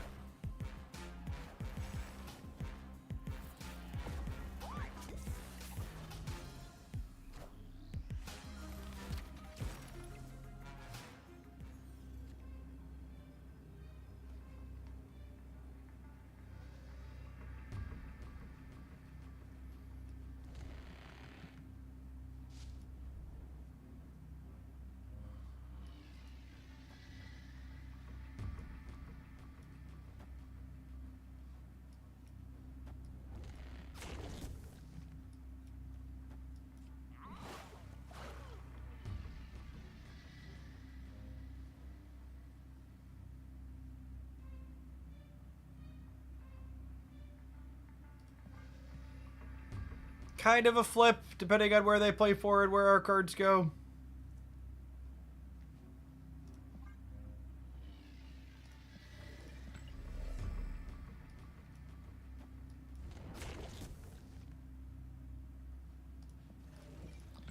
I think I like my first slide.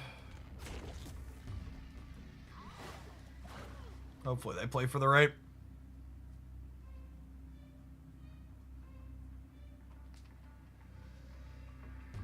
Yeah, the Moonhand deck's definitely my favorite thing I've played so far this season. Combines a lot of things I enjoy doing. And our opponent played nothing in the location we abandoned. Yep.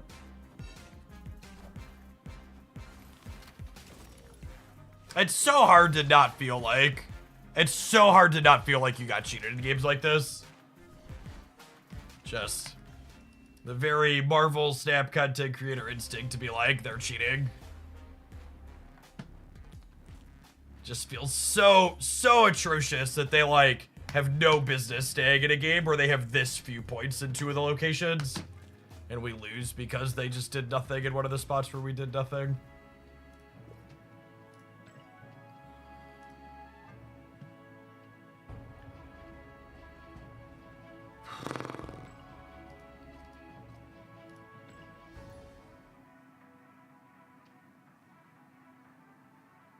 This didn't have an efficient way to spread points everywhere.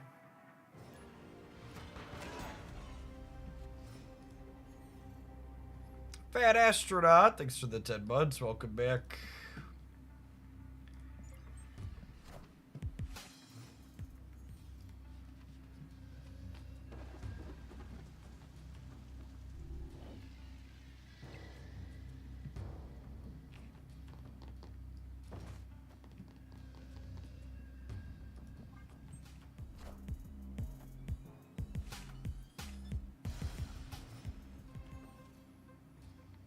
Yeah, I mean, like, there's like a 0% our previous opponent was ghosting us, chat.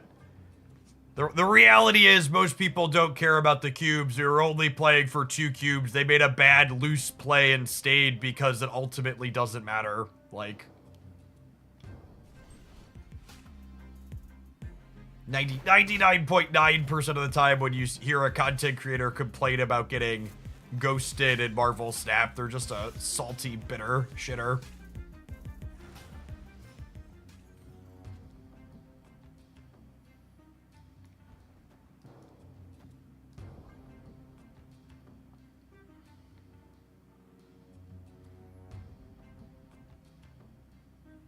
Our curve lines up pretty well here. To go. Go ahead and pull Kitty into here while putting this over here.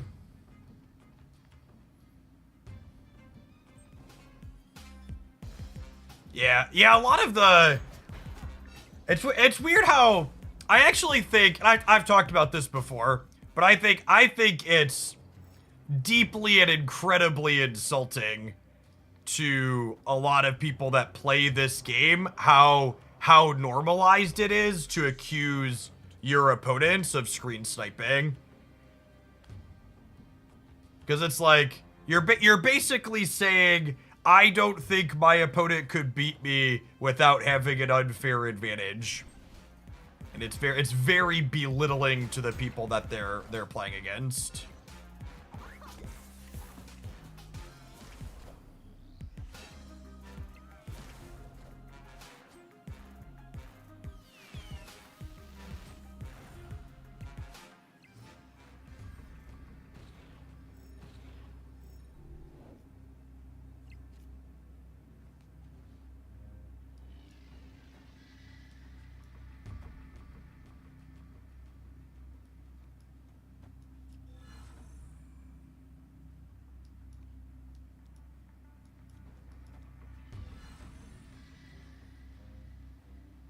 Keith, thanks for the 22 months. Welcome back.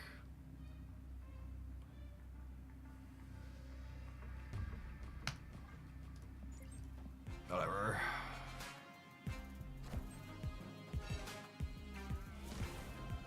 I get helleted and die. That's how Marvel Snap works. Gore and Ghost Rider. Minions to me.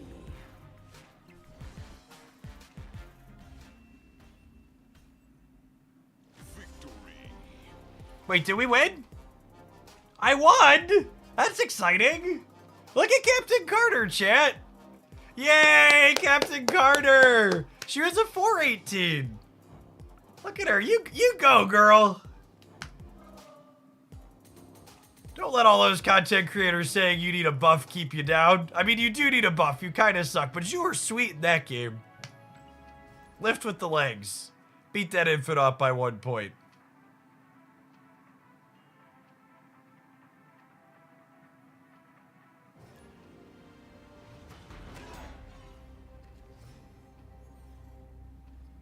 Is she too good as a 3-2? I think she's probably too good as a 3-2, yeah. I wouldn't be surprised to see her go to 4-4, but yeah, I think she's probably cracked at 3 energy. Being able to surf for her is nuts.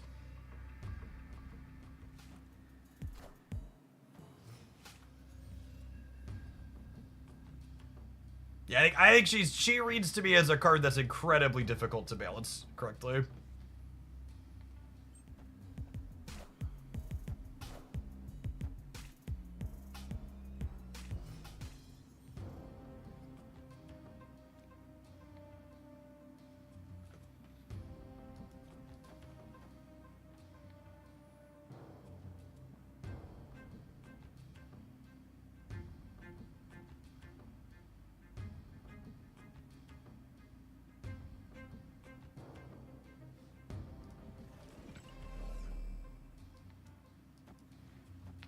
At this, we tag Dazzler.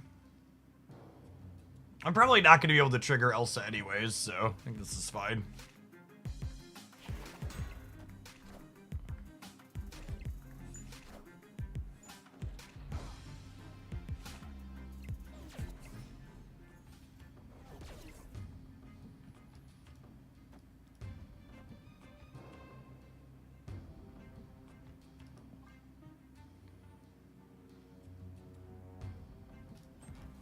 I kind of want to fit a Nightcrawler in this deck to have another cheap card. Iron Patriot's been kind of bad. Is it crazy to cut Iron Patriot for Nightcrawler?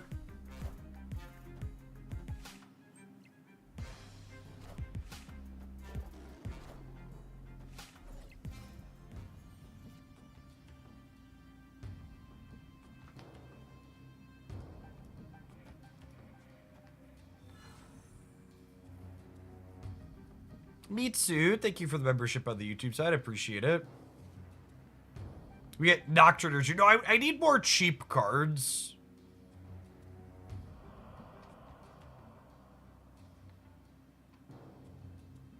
Need more cards with low costs, I think.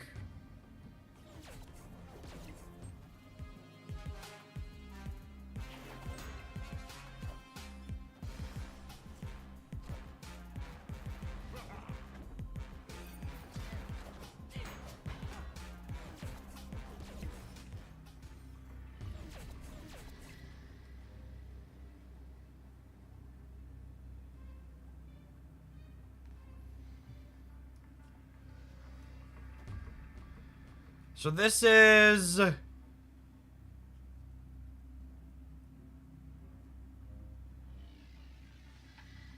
This is 7 here, up to 15. And then this is 13 up to 28. There's a shield buff Captain Carter. Not directly, but it helps you fill her lane.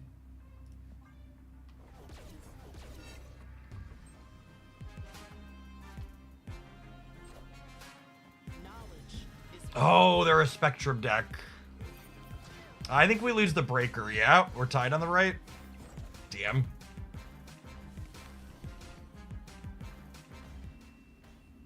I didn't think they'd be on Spectrum and Thanos, but I guess that makes sense. It's a thing that deck used to do.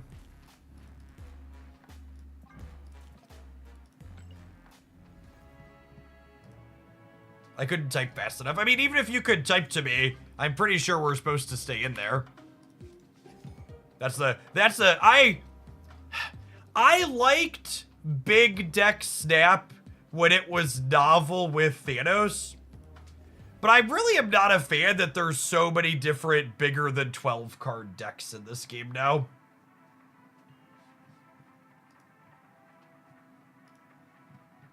It makes the snapping and retreating mechanic a lot worse. Because it's no longer, oh, I'm supposed to make a statistically good play here and leave because they're likely to have it. It's, oh, it's a coin flip and I'm supposed to make them have it and lose my cubes. It changes the dynamic on this is certain or not certain, right?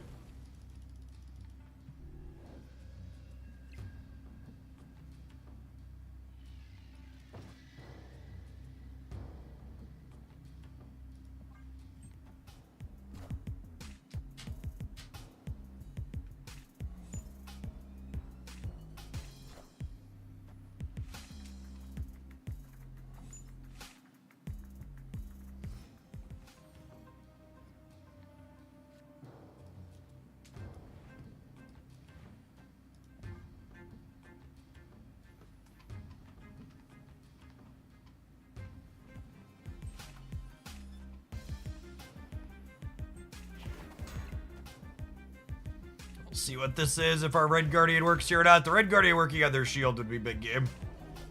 It does, okay. Them being able to copy their spells is also good for them, though.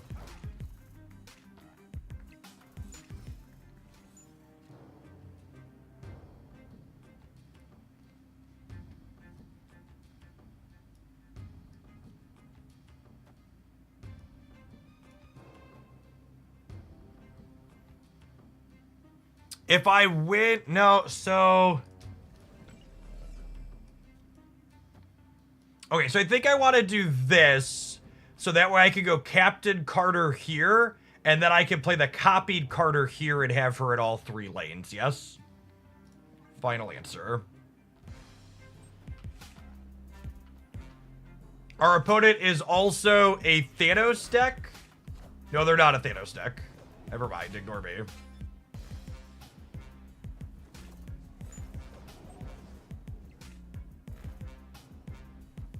Or Nagamoto deck. I was about to say we have to worry about Reality Stone, but we actually don't.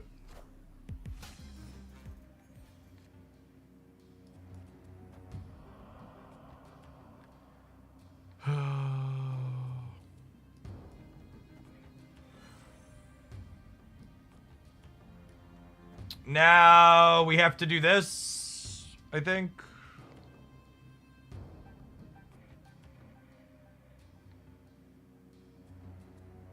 These locations are just so good for their spells.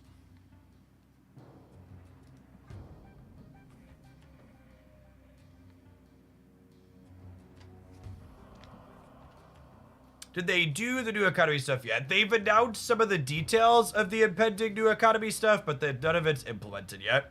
It's either the end of this month or the start of June is the plan. And if you check out the Hooglandia Snap channel, I have a video reviewing what we know so far.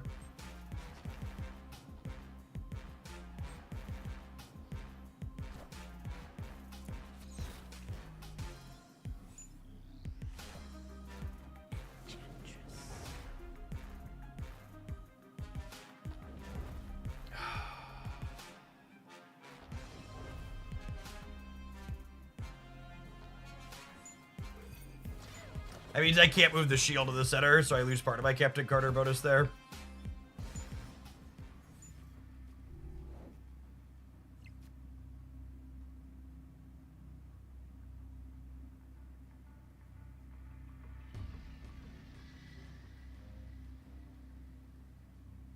Oh, and they cloned Enchantress, so they're going to get to Enchantress both by Captain Carters. Yeah. Good call.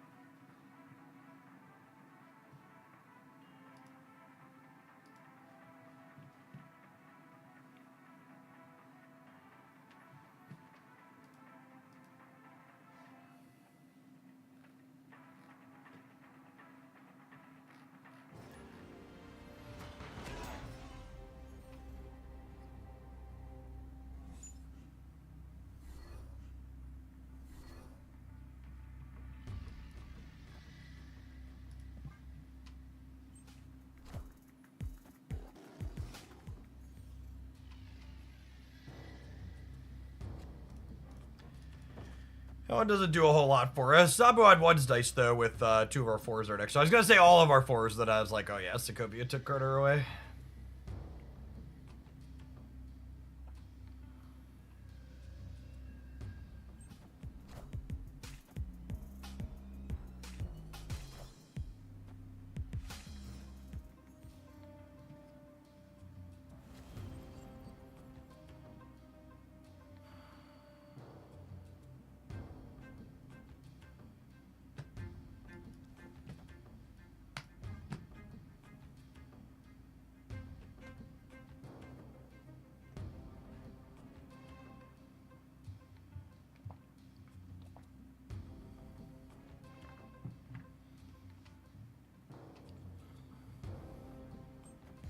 Playing Sam against Scream is so demoralizing.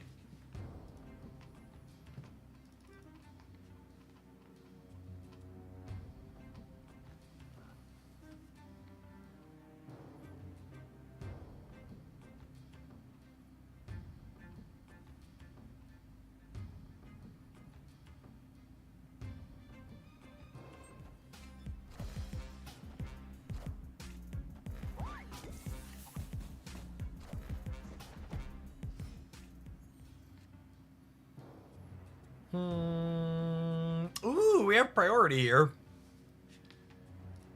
So you have to go ahead and remove Scream's text, which is nice. And then there's no reason to play the baby land shark here because no matter what I draw next turn, I can play land shark plus. So...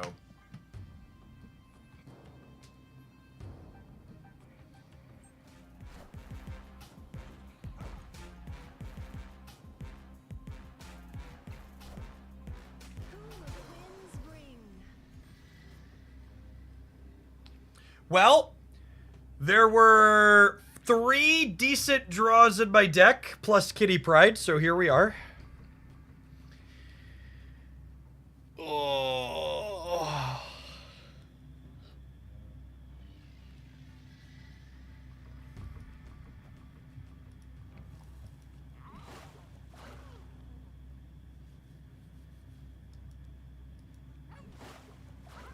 This beats Cannonball anywhere, yeah?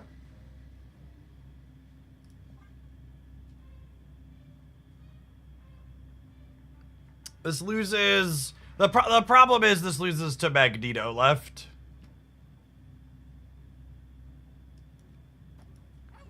This beats Magneto left. It beats Cannonball anywhere.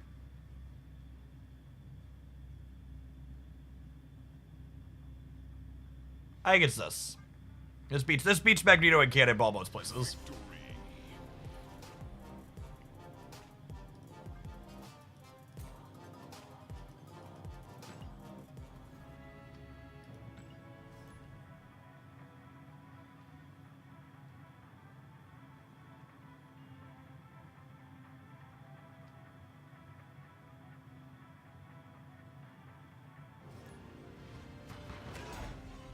Any thoughts on the Trump tariffs? I unblocked my Trump-loving relative to send him a happy Liberation Day text messages because his home business runs entirely on imports and exports out of China. So, at least I have one silver lining that there's some personal suffering being doled out to at least one person I don't feel great towards. But otherwise, no, yeah, just a big, giant, terrible mess. It's a shame. It's a shame the leopards are gonna eat all of our faces along with them. But it is what it is.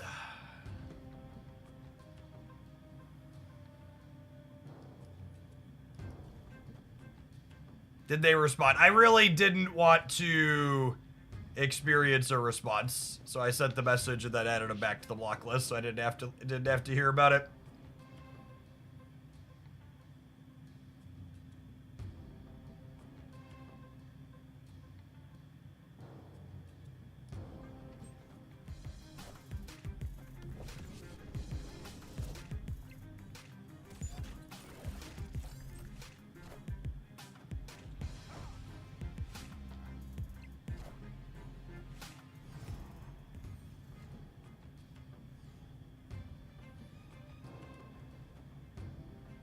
I'll have 6 energy next turn, which lets me play this.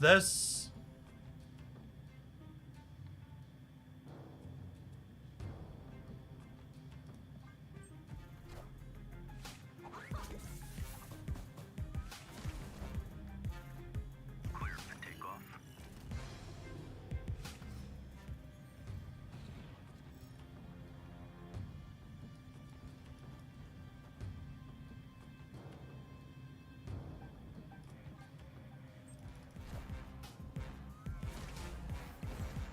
I kind of wish this was Nightcrawler instead of Kitty Pryde, huh?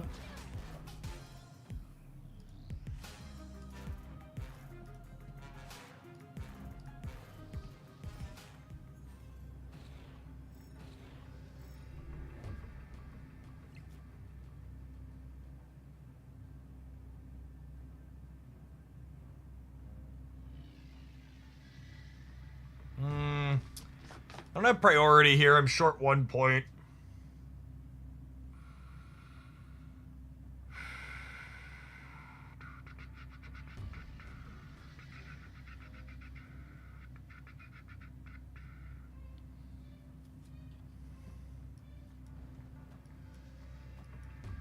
What do I think of this? 17 might not hold on the left, but I get a 7 power Carter in the middle, which means she's effectively 14. This is worth limping in for. I haven't triggered Otto's lab yet, which could be a complication, yeah.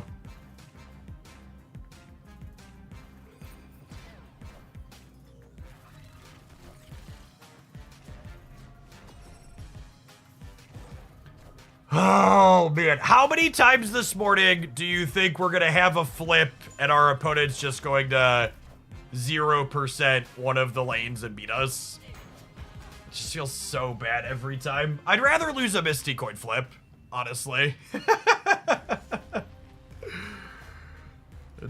Feels so terrible to just have that turn 6 flip and lose it every time.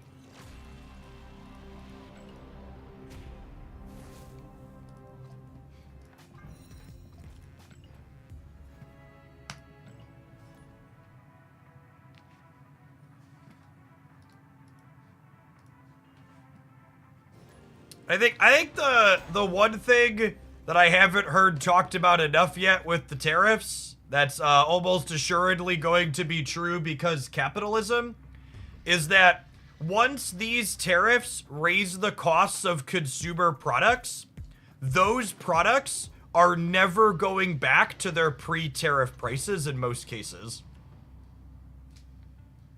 These companies are going to simply leave their prices high because you'll be used to paying them.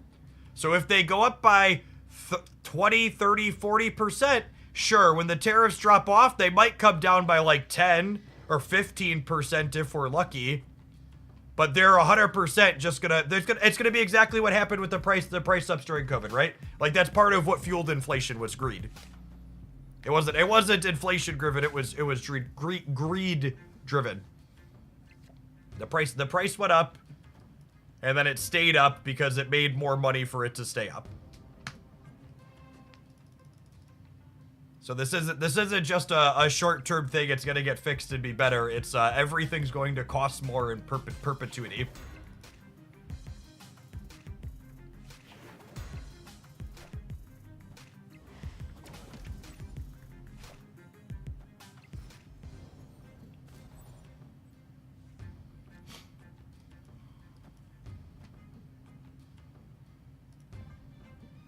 I will say I've really enjoyed Sam Wilson's shield alongside Elsa Bloodstone.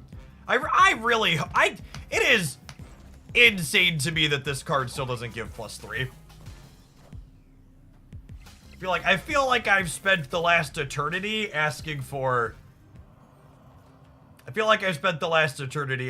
this card to give a slightly bigger bonus.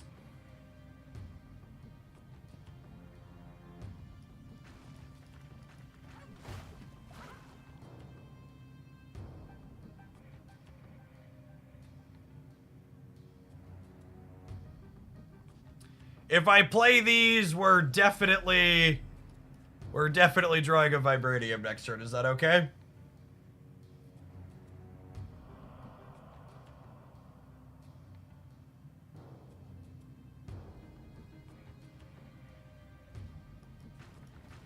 I think so. I can move this and Jeff here and go Vibranium, Vibranium, and then Kitty here. And punt the center.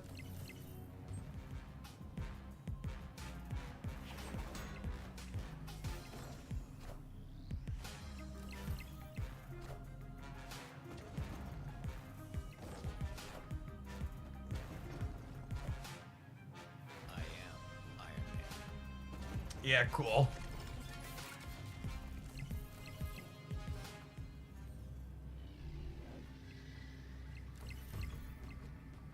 Am I beating Spectrum on the left, though? I guess is a question. Spectrum puts them to 11. And then a Doombot puts them to 13. And I'm going to 14. I'm beating Spectrum on the right by 1 point.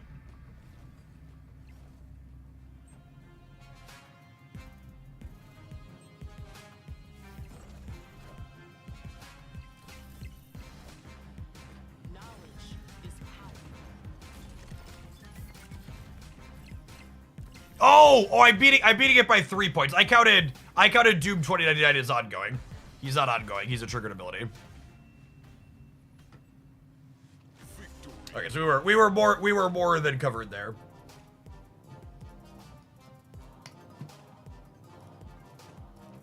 Cool. Counting's busted, shit.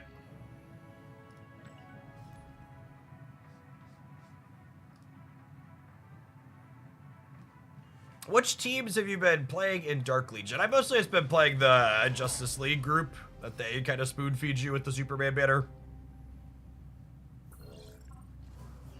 I bought Shazam and Flash.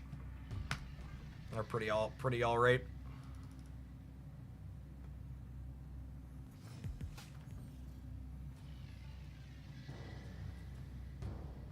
We've got a few cards that can get into there. We'll see if our opponent does as well or not. Oh, this is actually our first Airship opponent since we started laddering this season. Mysterio is bugged with Captain Carter, yeah. It's not consistent either. Sometimes it works and sometimes it doesn't.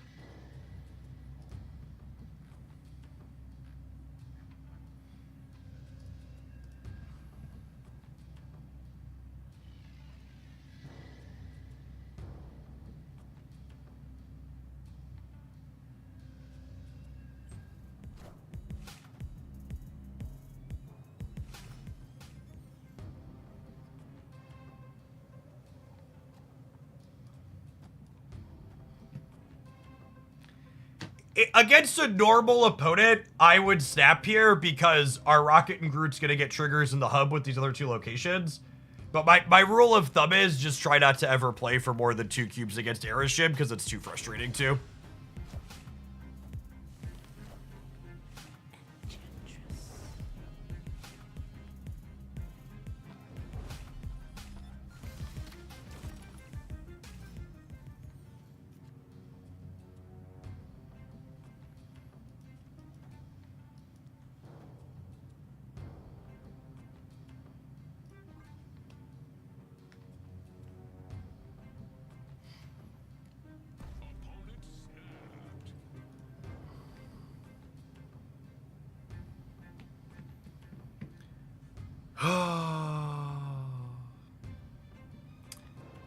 We're in a good position.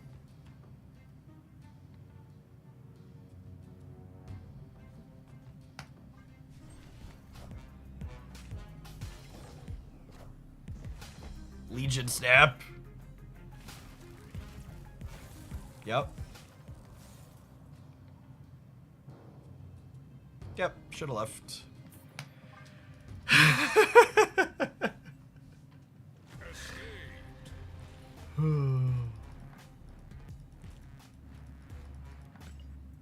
Alright, I had to take a breather, we had to take an ad break, we're gonna try and keep playing. But probably Pokemon soon, I think.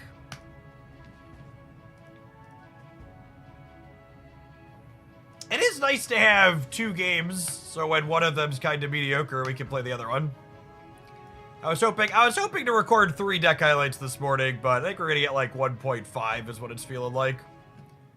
The games have not been particularly high quality. I think the weeks Marvel Snap releases new ongoing cards are consistently the worst for their metagames. It's not a coincidence that Doom 2099 was the card that spawned my Marvel Snap break last time.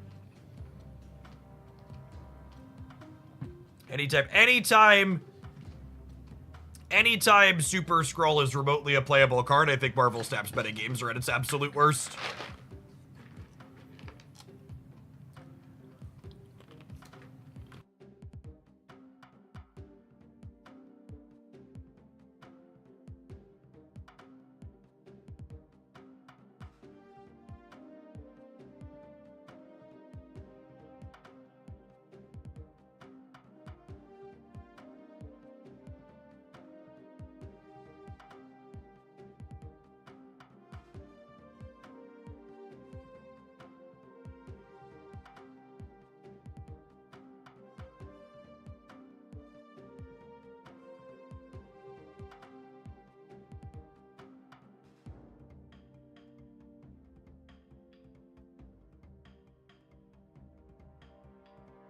It's really hard to know exactly how the economy changes are going to impact the game because we don't know the exact numbers and how many more cards are going to be releasing, Marcelo.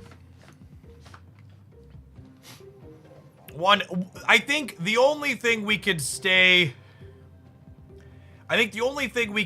with certainty about the upcoming snap economy change is they're going to be explicitly structuring it to encourage people to try and get every card by offering a discount if your collection complete. Which is an interesting approach. You'll still be able to get cards as you get them now at the same price, but you'll get a discount if you're getting them at random. And it's only ideal to get them at random if you're getting everything, yeah?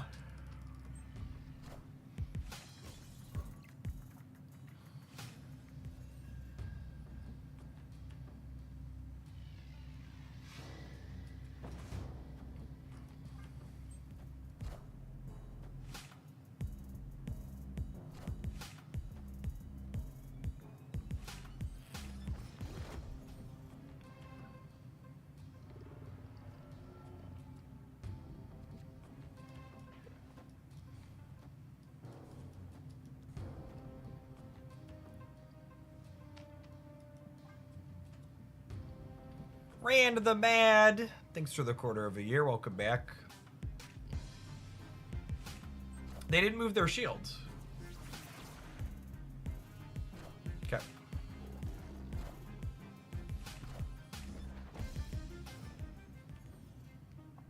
Elsa. Elsa?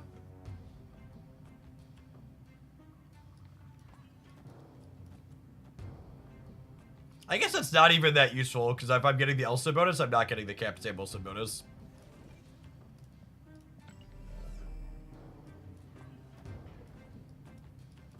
I do this, I could do this.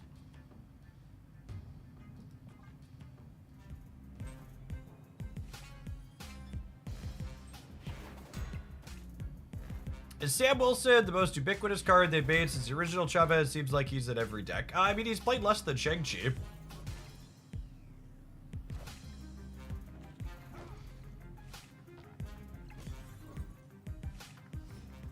Yeah, he just has a lot of synergies, is his thing.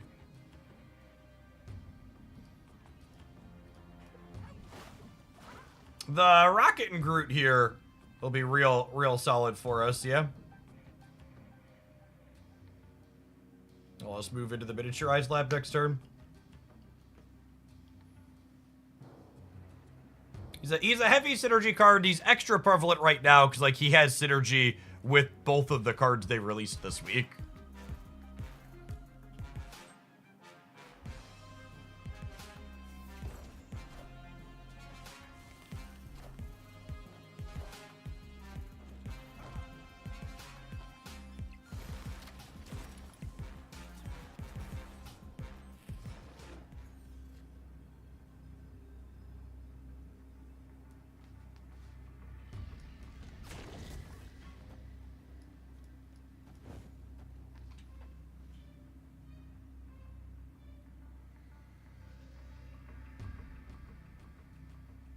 There's so many ways this could play out.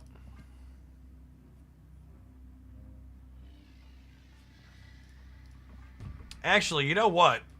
I think I'm probably supposed to put Carter here, because I think we're way over them here, so I think I want extra points here. This makes Carter effectively be 10 points here on the right. Counterplays them playing something big. So if they play something big here, I'm at 6, 12, 15 already, and Rocket and Groot is taking shots. So I think I want to put Captain Carter here. She'll go up to 5 from Elsa, and then she'll give Elsa 5. Iceman, thanks for the 2/3 of a year. Heard about the economy change and came back after you're off. I wish they'd give us more details to know whether to spend or save keys. We actually have enough information to know what to do with your keys. So if you're only going for one card in a given week, you're better off using tokens. But it's still better to use keys if you're getting a rate of at least one card or 2 keys per card. So each of your keys are going to be worth 3,000 collector's tokens. So spending 2 keys to get one 6,000 token card is still a worthwhile endeavor. But if you're looking at a week and there's only one card you want in that Spotlight Cash week, you should spend tokens instead, because if there's only one card that you want, it's going to take you, on average, 2.5 keys to get it.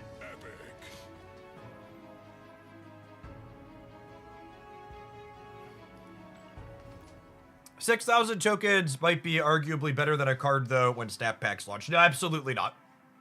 I'd be absolutely shocked if that's the case, Derek. At least not consistently. If you're willing to gamble, it sounds like if you want to take a random card, that's fine. But from a guaranteed perspective, that doesn't sound like I would expect that to be remotely the case.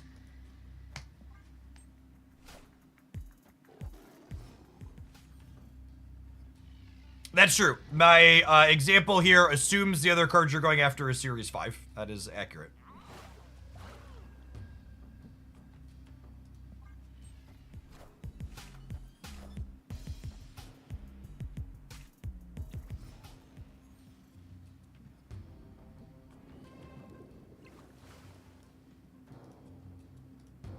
Yes, you're going to get 3,000 tokens for every Spotlight key you currently have when the system changes, and then Spotlight keys are going away.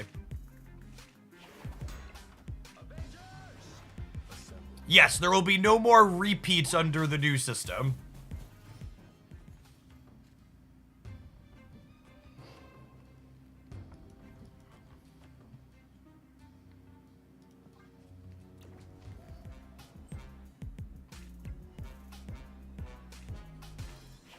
They said what happens to Spotlight variants. There won't be Spotlight variants anymore.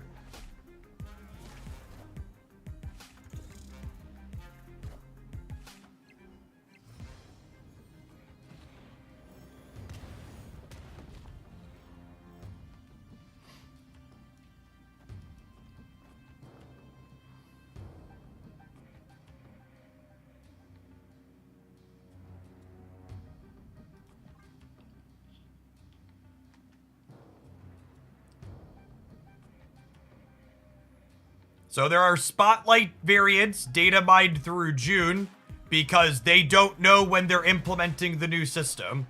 So they are prepared in case the new system is not ready to roll out with the April patch.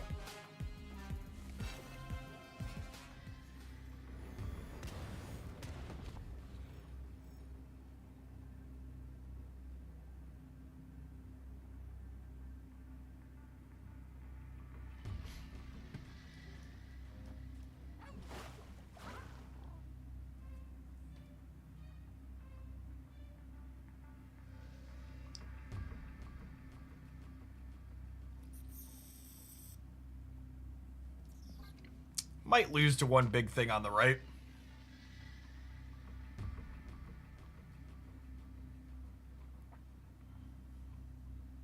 If you're close to collection complete right now, it could make sense to not buy cards right now to get them cheaper in the snap packs later, sure. If you weren't going to play with the card anyways, you could do that.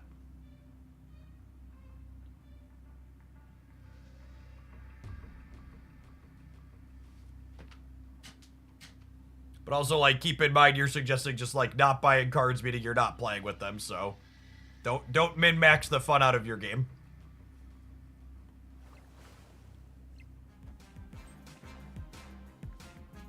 It's like Doctor Doom.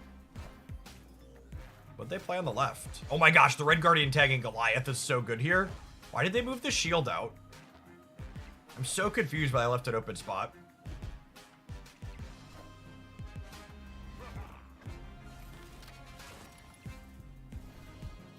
I'm sure.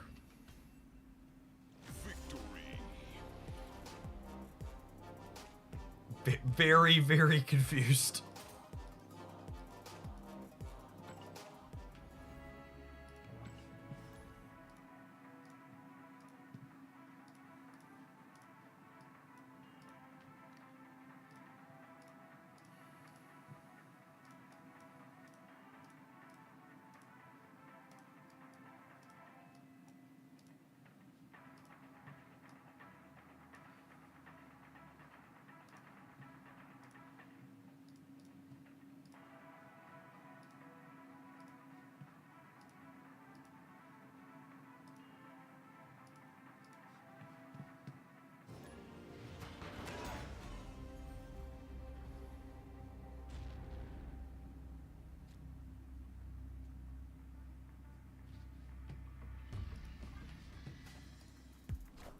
Each snap pack has one unowned card of a particular set, plus 2 bonus rewards, which are either an extra card, a variant, or currency, tokens, boosters, or credits. Okay, I'm gonna give you the world's least spoiler.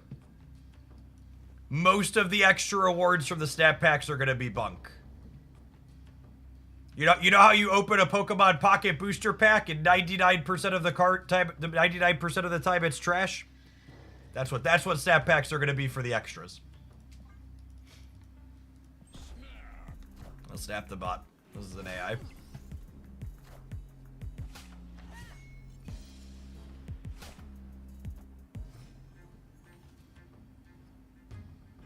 "99% of the time it'll be boosters." I don't know that they'll necessarily be that strictly booby prized. But you could bet your bottom dollar that a significant portion of the time they'll be misses, yeah.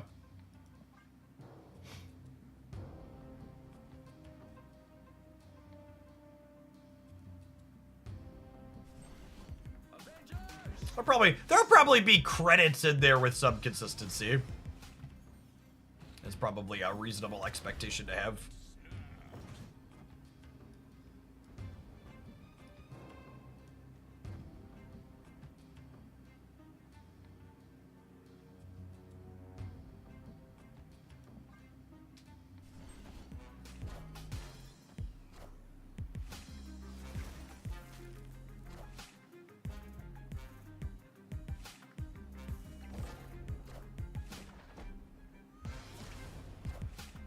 Alright, we have all of the energy and nothing to do with it this game, unfortunately.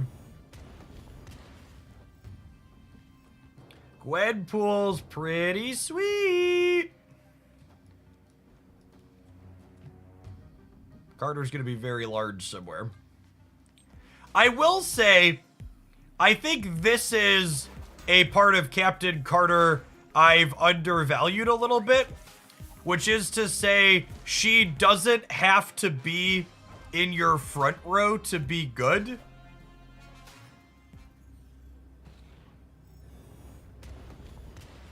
Like, I feel like there are plenty of spots where you're like, all right, here's Captain Carter with one other thing in the back row. And it's huge, right? Yeah, like she's a 418. Actually, I should switch this. I should give her the Elsa bonus, and then she's a 422. And with Elsa, she's even better in the back row, right? So like you end her here, and then she gets another +2 that she shares.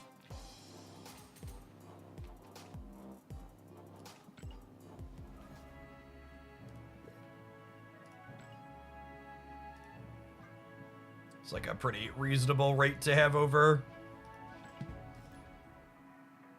Just doubles. Like, ideally, you could go nuts and, like, get the whole thing, but...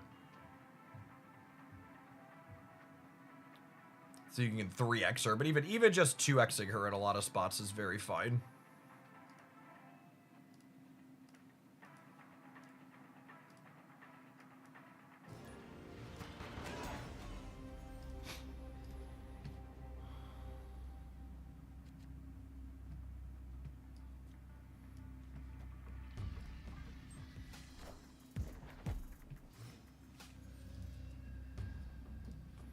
Out of the loop, what does the back row mean? The back row refers to spots 3 and 4 in a location.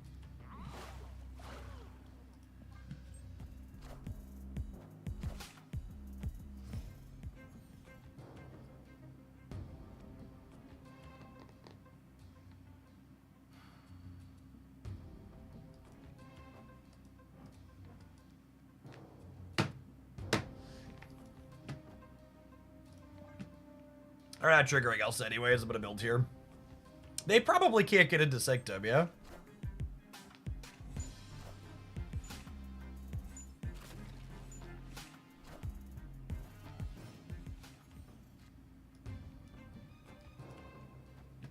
Giving them 7 power Galacta might be a mistake, but it's my mistake to make.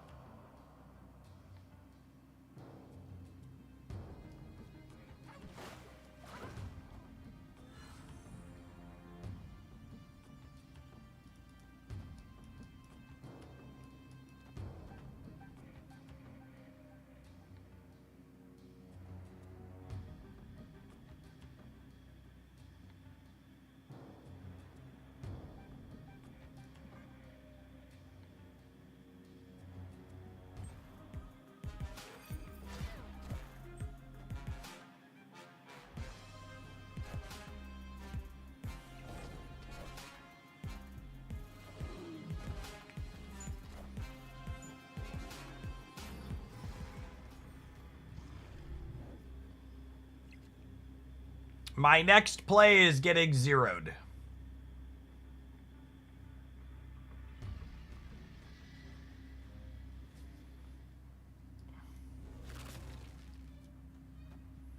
This is an 8 power Captain Carter, so she had 16 to the center, taking us to 30.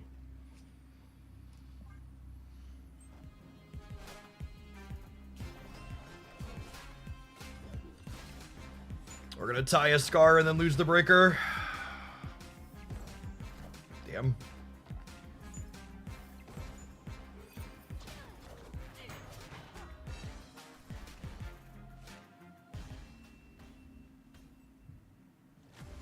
Close.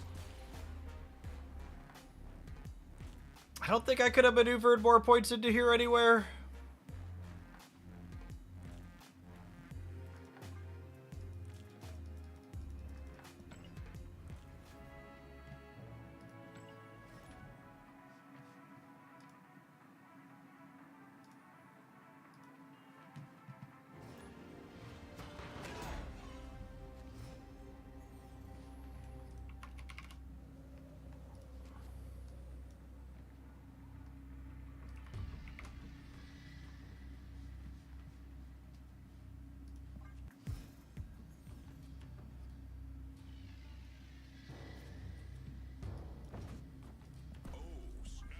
I could also have their Sam Wilson, but I have mine, so I'm gonna press the button.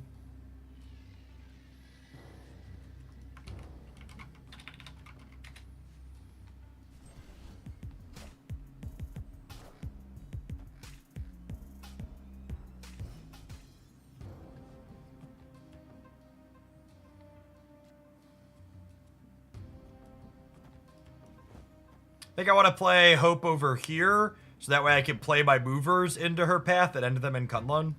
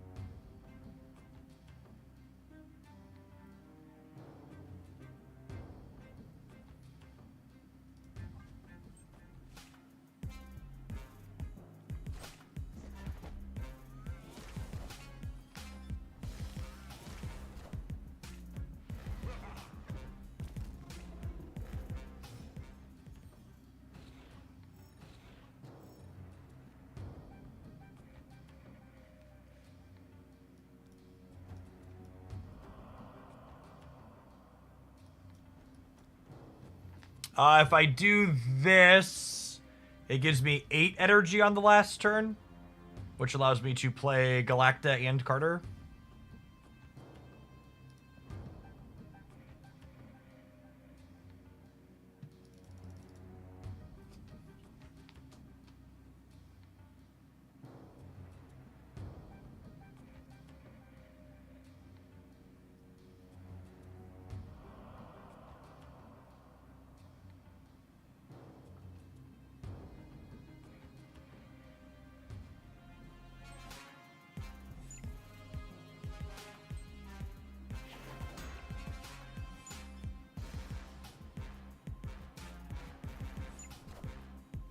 Oh, their Super Scroll lets them move the shield because it has my Sam Wilson.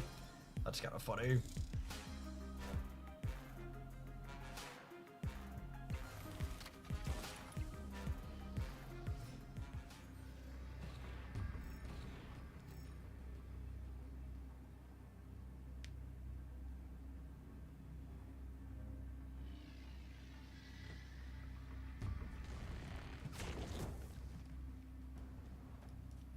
What do you think of this? It lets their Super Scroll give it extra 4 in the center, but my Carter is huge, yeah?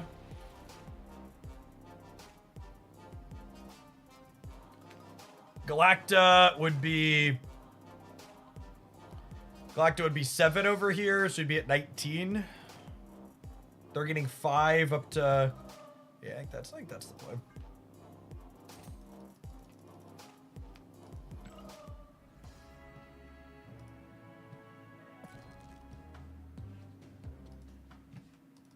This deck list plays a lot of cards I like. It unironically felt better once we cut Iron Patriot and put Nightcrawler in as another cheap card that could move around.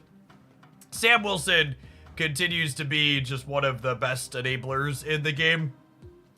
Definitely feel good about putting him in the buy this category in our last series 4 or 5 tier list.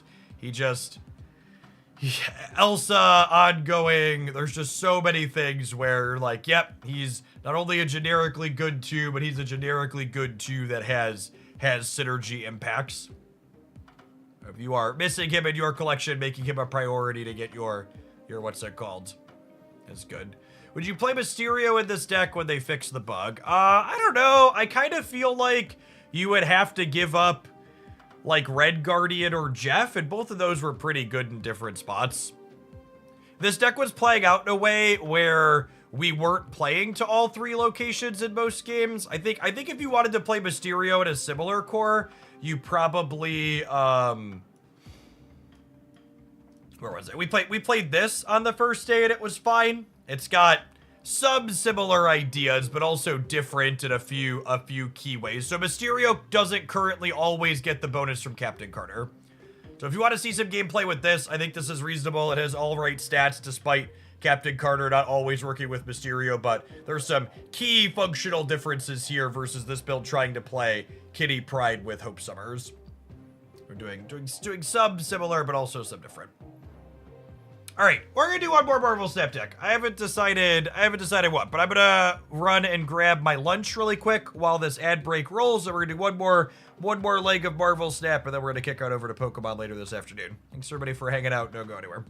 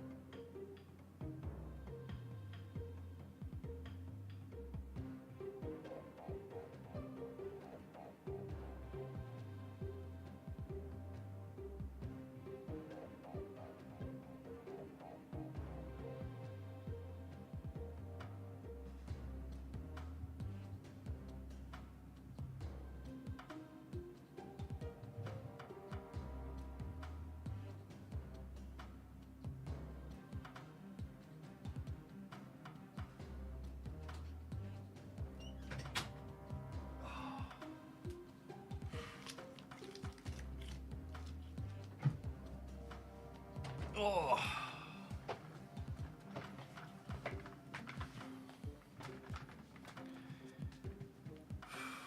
Non-zero chance Sam gets hit in the next OT. Though if Sam gets changed to a 2-2, he's still very good. If the shield gets changed to a 0-0, it's still very good.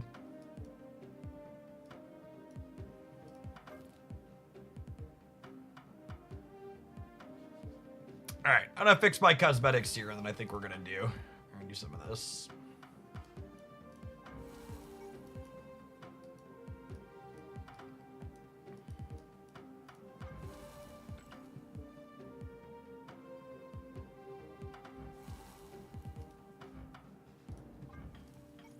I believe this deck has all my kingdom for multiple custom cards per character.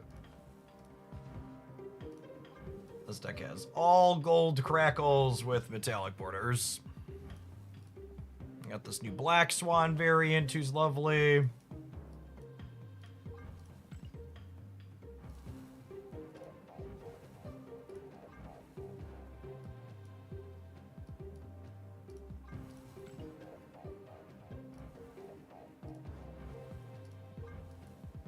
Yeah, don't get me wrong. Sam's definitely overtuned and would not be surprised to see him take a small tap. It's just small taps. Small taps don't turn into cards no longer being playable, yeah?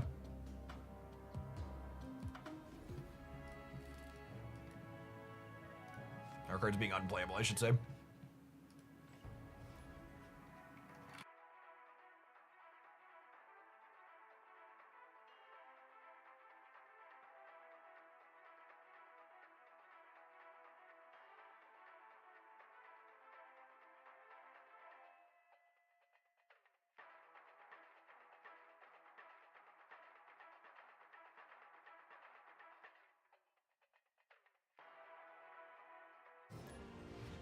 I missed your question in YouTube chat earlier, Mr. Linden, but I also don't understand what you're asking. So if you could phrase it again in a different way, I could maybe understand the answer.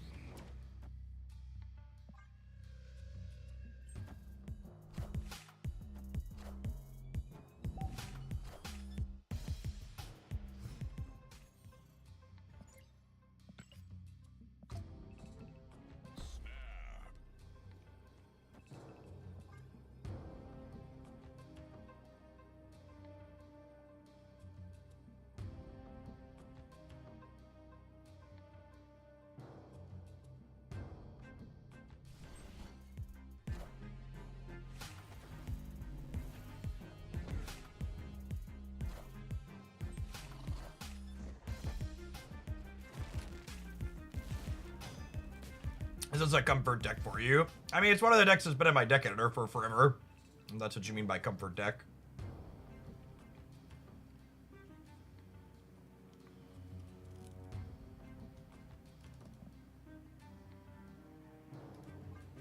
So next turn we could go She-Hulk and Moon Girl, and then copy up the Hit Monkey stuff.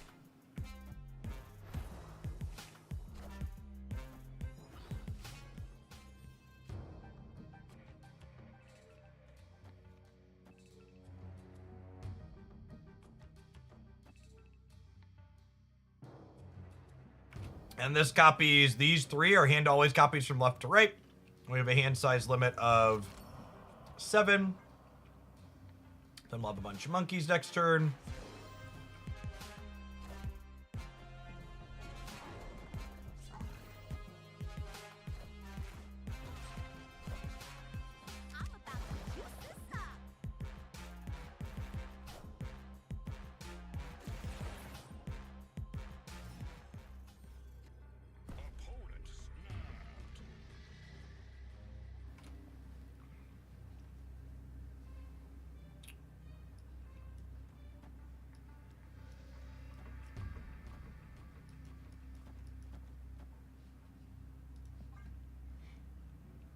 Eight cubes from the bot. Lovely. Lovely, lovely.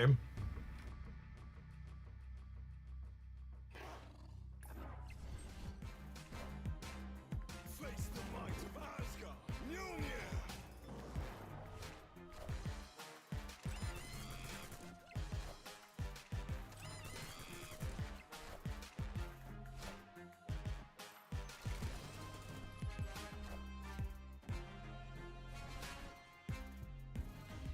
This is Animals with Guns Hoaglandia classic, really.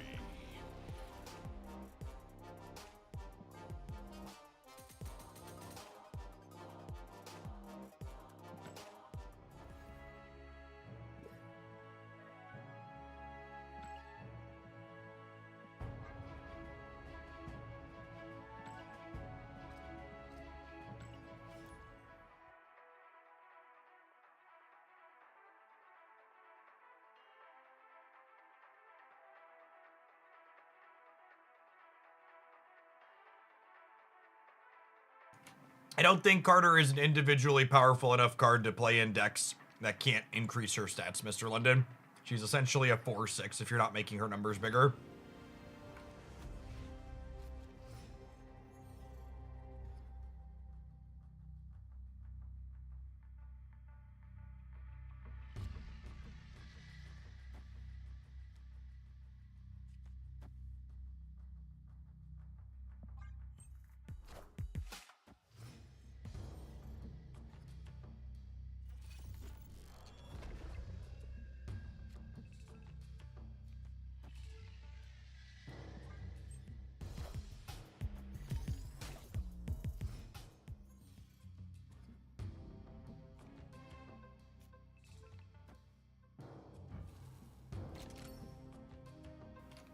saying she's a 4-9, if you're filling her lane, ignores the fact that there's very specific sequencing restrictions to how you utilize her.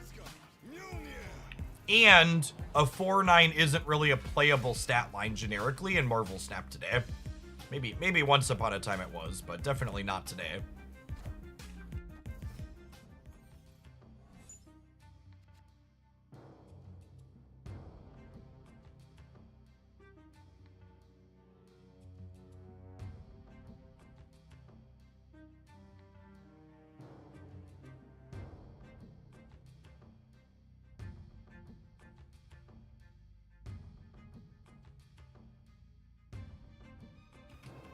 What do we think of doing this and going up to 22 in the middle and then having 2 She-Hulks and 2 Hydra Bobs? I think I'm into it.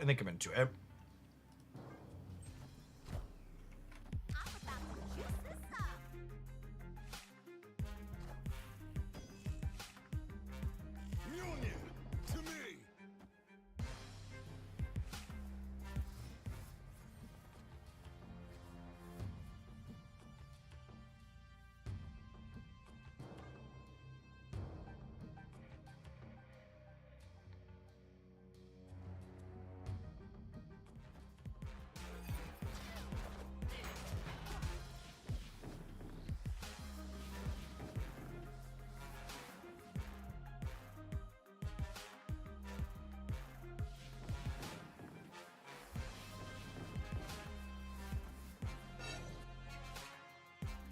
All right.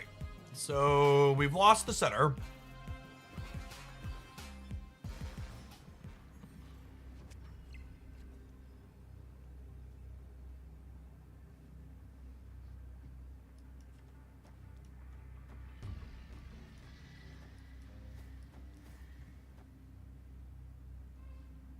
It's probably fine.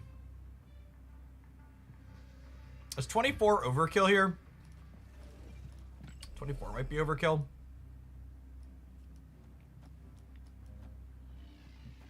This is 1820.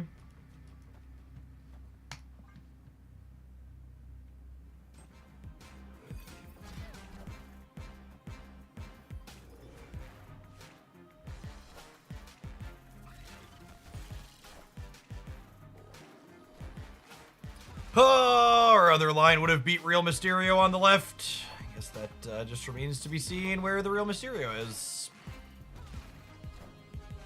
Losing the breaker right now.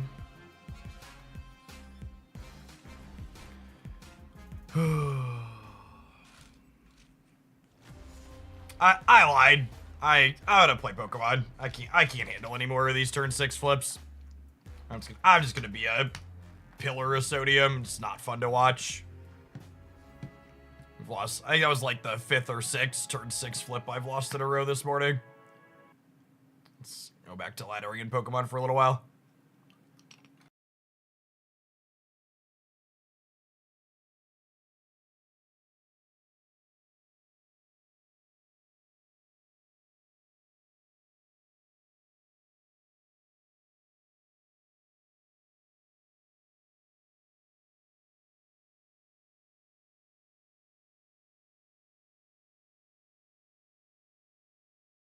Let's get some audio loaded up here real quick.